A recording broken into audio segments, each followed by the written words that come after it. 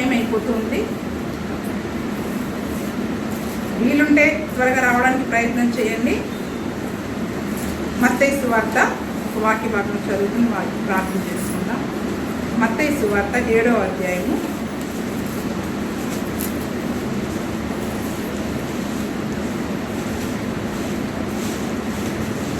17వ వచనం. 17, 18 రెండు వచనాలు. 19. అలాగుననే ప్రతి మంచి చెట్టు మంచి ఫలములు ఫలించును, పనికి మాలిన చెట్టు కాని ఫలములు ఫలించును. మంచి చెట్టు కాని ఫలములు ఫలింపనేరదు, పనికి మాలిన చెట్టు మంచి ఫలములు ఫలింపనేరదు. మంచి ఫలములు ఫలింపని ప్రతి చెట్టు నరకబడి అగ్నిలో వేయబడును. కాబట్టి మీరు వారి ఫలము వలన వారిని తెలుసుకుందరు. దేవునికి స్తోత్రం. చిన్న ప్రార్థన చేసుకుని వాక్యంలోకి వెళ్దాం. శాశ్వతమైన ప్రేమతో మనం మిక్కిలిగా ప్రేమిస్తున్నాం మా పరలోకపు తండ్రి యేసుక్రీస్తు ప్రభువా. అయ్యా, మరి గత వారమంతయు నీ రెక్కల నీడలో మనల్ని కాచి భద్రపరిచి మరి యొక్క ఆదివారమును తండ్రి నాయన సజీవులంగా నీ సన్నిధిలో నిన్ను స్తుతించే ధన్యతను మాకు ఇచ్చారు ప్రభువా. అయ్యా, మరి ఇదిగోనైనా చదువుకున్న వాక్య భాగం ద్వారా ప్రభువా ఈ దినము కొరకైనా ఈ మాటలను మా అందరికీ కూడా తెలియచేయండి ప్రభువా. మా అందరితో మీరు మాట్లాడండి ప్రభువా. అయ్యా తండ్రి, మీరు ఈ లోకంలో ఉన్నప్పుడు ఎన్నో విషయాన్ని శిష్యులకు సెలవిచ్చారు ప్రభువా. మరి నాయన కొన్ని మాటలు మేము చదువుకుని ఉన్నాము. ఆ మాటలలోని ఆత్మీయ సత్యమును అర్థములను మేము గ్రహించే విధముగా మా ప్రతి ఒక్కరి హృదయాలను మీరు తెరవండి. వినగల చెవిని ప్రతి ఒక్కరికి దయచేయండి. ఆ వాక్యమునికి లోబడే హృదయంలో ప్రతి ఒక్కరికి దయచేయండి అయ్యా. మంచి నేల వల్లే ప్రతి ఒక్కరి హృదయాన్ని దున్నండి నాయన. ఆ వాక్యమును అంగీకరించి దాని ప్రకారం జీవించే జీవితమును ప్రతి బిడ్డకును దయచేయండి ప్రభువా. నన్ను సిలువ చాటున మరుగు చేసుకొని ప్రభువా నాయన మీరే మా అందరితో మాట్లాడమని కేవలం నీ మూలంగా నన్ను వాడుకోండి అయ్యా. నీ ఉపదేశం చేత నా నోటిని నింపి అయ్యా ఇదిగో నేటి కొరకైన నీ వాక్యం కొరకు మమ్మల్ని సిద్ధపరచమని యేసు నామములో అడిగి వేడుకుంటున్నాము తండ్రి. ఆమేన్, ఆమేన్. దేవునికి స్తోత్రం. ఇప్పుడు మనం చదువుకున్న వాక్య భాగం మళ్ళీ ఒకసారి చదువుకుందాం. మత్తయి సువార్త 7వ అధ్యాయము 17 నుంచి కొన్ని మాటలు చదువు. అలాగుననే ప్రతి మంచి చెట్టు మంచి ఫలములు ఫలించును, పనికి మాలిన చెట్టు కాని ఫలములు ఫలించును. ఇక్కడ రెండు విషయాల గురించి దేవుడు చెప్తూ ఉన్నాడు. ఒకటి మంచి చెట్టు, రెండవది పనికి మాలిన చెట్టు. ఇక్కడ రెండు చెట్లు ఉన్నాయి. ఒకటి మంచి చెట్టు, ఒకటి పనికి మాలిన చెట్టు. అయితే మంచి చెట్టు ఏం చేస్తుందంటే మనకి మంచి ఫలాలు ఇస్తుంది. శ్రేష్టమైన మంచి ఫలాలు, మనం తినగలిగే ఫలాలు, ఉపయోగకరమైన ఫలాలను అది ఇస్తుంది. కానీ పనికి మాలిన చెట్టు ఏం చేస్తుందంట? కాని ఫలములు అంటే మనకి అక్కరకు రానివి, మనకి అవసరం లేనివి, మనకి పనికి రాని ఫలాలని, అందుకే దాన్ని పనికి మాలిన చెట్టు అన్నారు. పనికి మాలిన చెట్టు పనికి మాలిన ఫలాలే ఇస్తూ ఉంది. అంటే కాని ఫలాలు అన్నా పనికి మాలిన ఫలాలు అన్నా ఒకటే. కాబట్టి కాని ఫలములు అది ఫలిస్తుంది. మంచి చెట్టు కాని ఫలములు ఫలించదు. అలాగే పనికి మాలిన చెట్టు మంచి ఫలాలు ఫలించదు. ఇక్కడ రెండు చెట్ల గురించి చెప్తూ ఉన్నారు. అంటే ఇది నిజంగా ఇప్పుడు మీరందరూ కూడా చెట్లు నాటేవారు కాబట్టి మీకు త్వరగా అర్థమైపోతుంది. ఉపమాన రీతిగా దేవుడు ఈ విషయాలు మనతో చెప్తూ ఉన్నాడు. ఏంటంటే ఒక మంచి చెట్టును మనం శ్రేష్టమైన చెట్టును నాటినప్పుడు ఏ రీతిగా అయితే చక్కటి ఫలాలు ఇస్తూ ఉందో, ఏ రీతిగా అయితే ఒక పనికి మాలిన చెట్టును మనం ఎవరు కూడా నాటడానికి ఇష్టపడరు. కానీ అందరం మంచి చెట్లనే నాటుతాం. పిచ్చి చెట్లు అవి వాటంతటా అవే మొలుస్తాయి. వాటిని ఎవ్వరం కూడా నాటవలసిన అవసరము లేదు. ఎంతగా వాటిని పీకేస్తూ ఉన్నా కూడా అవి తిరిగి మొలుస్తానే ఉంటాయి. కలుపు మొక్కలు అనేవి మొలుస్తానే ఉంటాయి. కానీ పనికి మాలిన చెట్టుని ఎవరం కూడా మనం నాటము.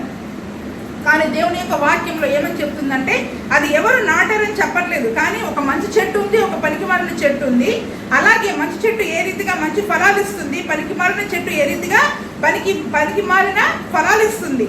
మంచి చెట్టు పనికి మాలిన ఫలాలు ఇవ్వదు. అదే రీతిగా పనికి మాలిన చెట్టు మంచి ఫలాలను ఎప్పటికీ కూడా అది ఇవ్వదు. అది ఎలా తెలుస్తుంది? అది మంచి చెట్ట పనికి మాలిన చెట్ట అని మనకి ఎలా తెలుస్తుంది? ఆ చెట్టు పెద్దగై అది ఇచ్చే ఫలాన్ని బట్టి, దాన్ని మనం తిన్నదాన్ని బట్టి అప్పుడు మనకి అది మంచిదా చెడ్డదా ఆ కాయ చేదుగా ఉందా, తీయగా ఉందా, పుల్లగా ఉందా అనేది మనము ఆ యొక్క ఫలము వచ్చాక ఆ ఫలాన్ని కోసి మనము దాన్ని తిన్నాక కానీ మనకి దాన్ని తెలియదు. అది ఆ చెట్టును బట్టి మనం చెప్పలేము ఇది చెట్ట, ఇది మంచిదా, పనికి మాలిందా అని చెట్టును చూసి మనం ఎప్పుడు కూడా చెప్పలేము. అందుకనే దాన్ని ఏ రీతిగా తెలుసుకుంటారంట? 19వ వచనంలో ఉంది, అది 18వ వచనంలో ఉంది చూడండి, 20వ వచనంలో. కాబట్టి మీరు వారి ఫలముల వలన వారిని తెలుసుకుంటారు. ఆ చెట్టు పెద్దగా అయిపోయి దానికి వచ్చిన ఫలాన్ని బట్టి ఇది మంచిదా, ఇది చెడ్డదా, ఇది పుల్లకాయ, ఇది తీయకాయనా, లేదా ఇది చేదుకాయనా అనేది ఆ యొక్క చెట్టు పెరిగి పెద్దదయ్యాక దానికి వచ్చిన ఫలాన్ని బట్టి మనము తెలుసుకుంటాం. అదే రీతిగా ఒక మనిషి జీవితంలో కూడా మరి ఈ మనిషి మంచివాడా చెడ్డవాడా, ఈ మనిషి మంచివాడా చెడ్డవాడా? ఏ చెట్టు అయితే మంచి ఫలాలు ఇవ్వదో ఆ చెట్టుని ఏం చేస్తారంట? నరికించేసి దాచుకుంటాం ఆ చెట్టుని. ఆ చెట్టు కాయ కోసుకున్నారు, తిన్నారు, బాగాలేదు, ఏం చేస్తారు? పోనీలే మంచిదో చెడ్డదో ఒకటి మొలుస్తాయండి, చెట్టు ఉంది కదా అని ఉంచుకుంటామా దాన్ని? ఇది పనికిరాదు చెట్టు అని ఏం చేస్తాం? దాన్ని మనము కొట్టి వేసేసి తీసుకెళ్ళి మంటల్లో వేసేస్తాం దాన్ని. అదే రీతిగా మన జీవితం కూడా ఇక్కడ మంచివారు చెడ్డవారు అని దేవుడు ఎవరిని కూడా సపరేట్ చేసి సృష్టించలేదండి. లోకంలో సృష్టించినప్పుడు మనుషులందరినీ ఒకే రీతిగా సృష్టించాడు. ఆయన స్వరూపము చొప్పున, ఆయన పోలిక చొప్పున మనం ఏ రీతిగా అయితే అన్ని విత్తనాలను, అన్ని చెట్లు మంచిగా మొలవాలని ఏ రీతిగా అయితే వేస్తామో అదే రీతిగా దేవుడు కూడా అందరినీ సమానంగా సృష్టించాడు. అందరినీ ఈ లోకంలో మంచిగానే సృష్టించాడు. కానీ దేని వలన వారు చెడిపోతూ ఉన్నారు? వారి ఫలమును బట్టి వారు మంచివాళ్ళ చెడ్డవాళ్ళ అంటే వారి యొక్క ఫలమును బట్టి అంటే వారి క్రియలను బట్టి వారు చేసే పనులను బట్టి వీడు మంచివాడా చెడ్డవాడా అని మనం ఏం చేస్తాం? నిర్ధారించుకుంటాం. అంటే వారు మాట్లాడే విధానాన్ని బట్టి, వారు జీవించే విధానాన్ని బట్టి, లేదా వారు సొసైటీలో సమాజంలో బ్రతుకుతున్న విధానాన్ని బట్టి వాళ్ళు మంచివాళ్ళ చెడ్డవాళ్ళ అని మనం నిర్ధారించుకుంటాం. అదే రీతిగా మరి దేవుడు కూడా మనందరినీ కూడా మంచివారుగా ఉండాలి, మంచి ఫలములు ఫలించాలి అని కోరుకొని ఏం చేశాడంట? మనందరినీ కూడా మంచివారుగానే సృష్టించాడంట. కానీ ఏం చేస్తున్నారంట? కొన్ని చెట్లు అక్కడ పనికి మారిన చెట్టుగా మారిపోతున్నాయంట. కొన్ని కాని ఫలములు ఫలించే చెట్టుగా. అది ఎప్పుడైతే కాని ఫలములు ఫలించిందో అప్పుడు దానికి పనికి మారిన చెట్టు అని పేరు వస్తుంది. అప్పటి వరకు అది కూడా మంచి చెట్టే కదా, అప్పటి వరకు దాన్ని కూడా మనం మంచి చెట్టుగానే ఎంచుతాం. కానీ ఎప్పుడైతే దాని ఫలాన్ని బట్టి అబ్బో ఇది మంచిది కాదు అని తెలుసుకుంటామో అప్పుడు దానికి పనికి మారిన చెట్టు అని పేరు పెడతాం. అప్పుడు దానికి పనికి మారిన చెట్టు, ఇది మంచి చెట్టు అని మనం దాన్ని విభజించి మనము పేర్లు పెట్టుకుంటాం. కాబట్టి ఈరోజు మన జీవితంలో కూడా దేవుడు మనందరినీ కూడా ఏం చేశాడు? మంచి ఫలములు మనం ఫలించాలని ఎవరైనా కోరుకుంటారా? మన పిల్లలు, మన సంతానం ఉన్నారనుకోండి, మన పిల్లలు ఉన్నారనుకోండి, వాళ్ళు చక్కగా వర్ధిల్లి మంచి స్థితిలో ఉండాలని కోరుకుంటాం. కానీ పనికి మాలిన వాళ్ళు అవ్వాలి, తాగుబోతులుగా అవ్వాలి, దుష్టులుగా మారాలని ఎవరైనా కోరుకుంటారా? ఏ తల్లిదండ్రులైనా కోరుకుంటారా? కోరుకోరు. కానీ దేవుడు కూడా మనల్ని చేసినప్పుడు మనమందరము మంచి వారుగా ఉండాలి, మంచి ఫలాలు ఫలించాలి, ఆయనలో నిలిచి ఆత్మ ఫలాలు ఫలించాలని ఆయన కోరుకొని మనందరినీ మంచి వారుగా సృష్టించాడు.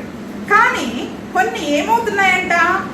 ఆయన సృష్టించిన ఆ యొక్క చెట్లలో అంటే మనుషులలో కొంతమంది వారి యొక్క క్రియలను బట్టి వారు పనికి మారిన వారుగా ఈ లోకంలో వారు మారిపోతూ ఉన్నారు. ఈ లోకంలో పనికి మారిన వారుగా మారిపోతూ ఉన్నారు. కాబట్టి ఆ యొక్క అందరం అనుకుంటాం మేమందరము క్రైస్తవులు, దేవుని సన్నిధికి వెళుతూ ఉన్నాం, ప్రతిరోజు ప్రార్థన చేసుకుంటాం, వాక్యము చదువుకుంటాం, మేము బాప్తిస్మం తీసుకున్నాం, మారు మనసు పొందాం, కాబట్టి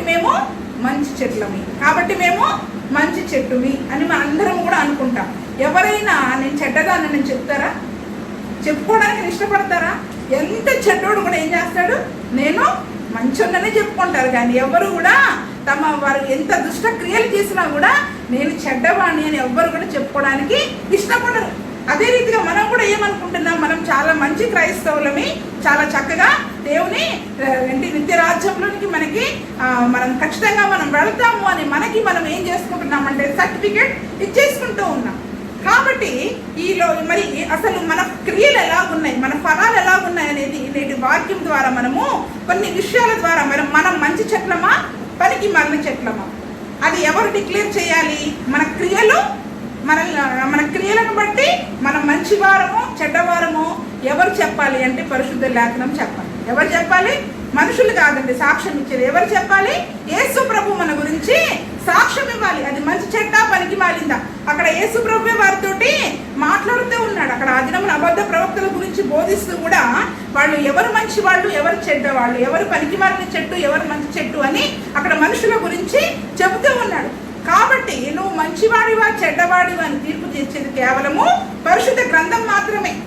కేవలం పరిశుద్ధ గ్రంథం మాత్రమే. కాబట్టి మనం మంచోళ్ళమా చెడ్డోళ్ళమా మనకు తెలియాలి అంటే, మన ముఖం బాగుందా లేదా అని తెలియాలి అంటే ఎక్కడికి వెళ్తాం? మనం అద్దం ముందుకు వెళ్తాం. అద్దం ముందుకెళ్ళి చాలా బాగుంది లేదా అంటే ఎక్కడ ఏమి సరిగా లేదో దాన్ని మనం ఏం చేసుకుంటాం? చక్కగా సరి చేసుకొని చక్కగా మనం సిద్ధపడి బయటికి వెళ్తాం. అదే రీతిగా మరి మన హృదయము కూడా మన క్రియలు కూడా మంచి ఫలాలు ఇచ్చే క్రియలుగా ఉన్నాయా లేదా కాని ఫలములు ఫలించే విధముగా మన క్రియలు ఉన్నాయా అని ఇప్పుడు అద్దము వంటి ఈ యొక్క వాక్యములో మనల్ని మనము సరి చేసుకోవాలి. దేవుడు కూడా ఏం చేశాడంటే మనందరినీ కూడా తన యొక్క మంచి ఫలాలుగా మనందరినీ కూడా నాటాడు. అదే యోహాను సువార్త చూసినట్లయితే 15వ అధ్యాయము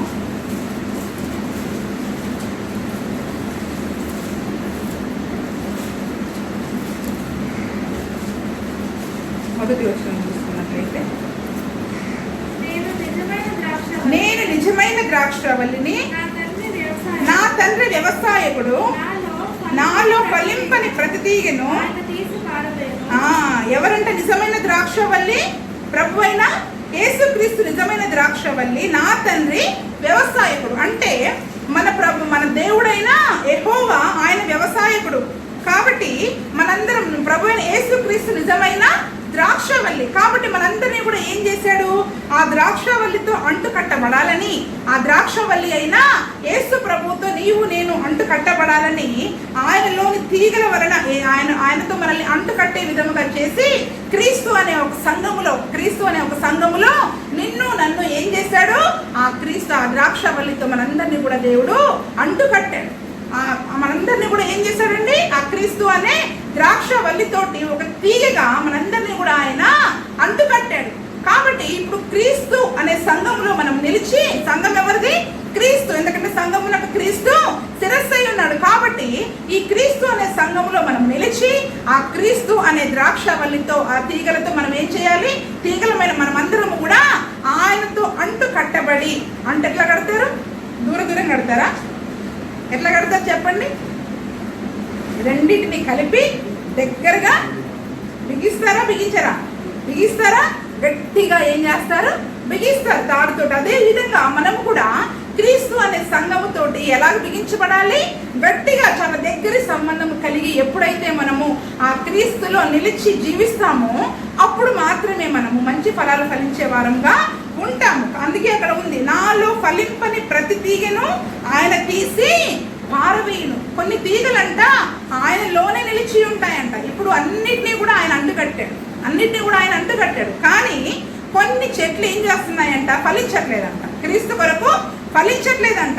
కాబట్టి నాలో ఫలింపని ప్రతి తీగను ఆయన తీసి పారవేయును. ఫలించు ప్రతి తీగ మరి ఎక్కువగా ఫలింపవలదని దానిలోని పనికి రాని తీగలను తీసి ఆయన పారవేస్తూ ఉన్నాడు.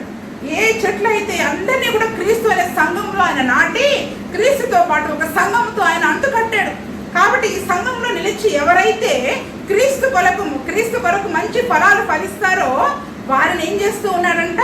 మరి ఎక్కువగా మనలో ఉన్న కలుపుని, మనలో ఉన్న చెడుతనముని, దుష్టత్వాన్ని సమస్తముని కూడా తీసి బయట పారవేసేసి మనం ఇంకా ఆయనలో ఎదిగి చక్కటి ఫలాలు ఆయన కొరకు మనం ఇవ్వాలని దేవుడు మనలోని కలుపునంతా కూడా చెడుతనమునంతా తీసివేయడానికి ప్రతి వారము ప్రతి దినము మనల్ని ఆయన వాక్యం ద్వారా హెచ్చరిస్తూ ఆయన యొక్క వాక్యం ద్వారా మనల్ని మనం సరి చేసుకోవాలని ఆయన ప్రయత్నం చేస్తూ ఉన్నాడు. కానీ అందులో ఫలింపని ప్రతి తీగ అన్నీ అంటు కట్టబడ్డాయే, కానీ కొన్ని తీగలు ఫలించట్లేదు. కొన్ని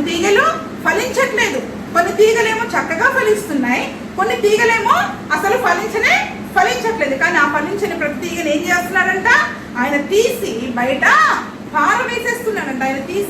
పారవేస్తూ ఉన్నాడు. అంటే మంచి తీగ, చెడ్డ తీగ, ఫలించే తీగ, ఫలింపని తీగ. అదే రీతిగా మంచి చెట్టు, పనికి మాలిన చెట్టు, ఫలించే తీగ, ఫలింపని తీగ. ఈరోజు మరి మనం ఏ రీతిగా ఉన్నాం? ఆయన మనందరినీ కూడా చక్కగా తన ద్రాక్షవల్లిలో మనందరినీ కూడా ఏం చేశాడు? ఇప్పుడే మనం పాడుకున్నాం కదా, మూడైపోయిన నా బ్రతుకు చిగురింపచేసెను ప్రభు యేసు, తన ద్రాక్షవల్లిలో ఒక తీగగా నాటెను నన్ను క్రీస్తు. మూడైపోయిన నా బ్రతుకు చిగురింపచేసెను ప్రభు యేసు, తన ద్రాక్షవల్లిలో ఒక తీగగా నాటెను నన్ను క్రీస్తు. ఆత్మ ఫలములు ఫలింతును నా ప్రభు యేసునిలో, ఆత్మ ఫలములు ఫలింతును నా ప్రభు యేసునిలో. చిరకాలము నా యేసుకై ఇలలోన జీవింతును, ఆహా చిరకాలము నా యేసుకై ఇలలోన జీవింతుము, ఆహా.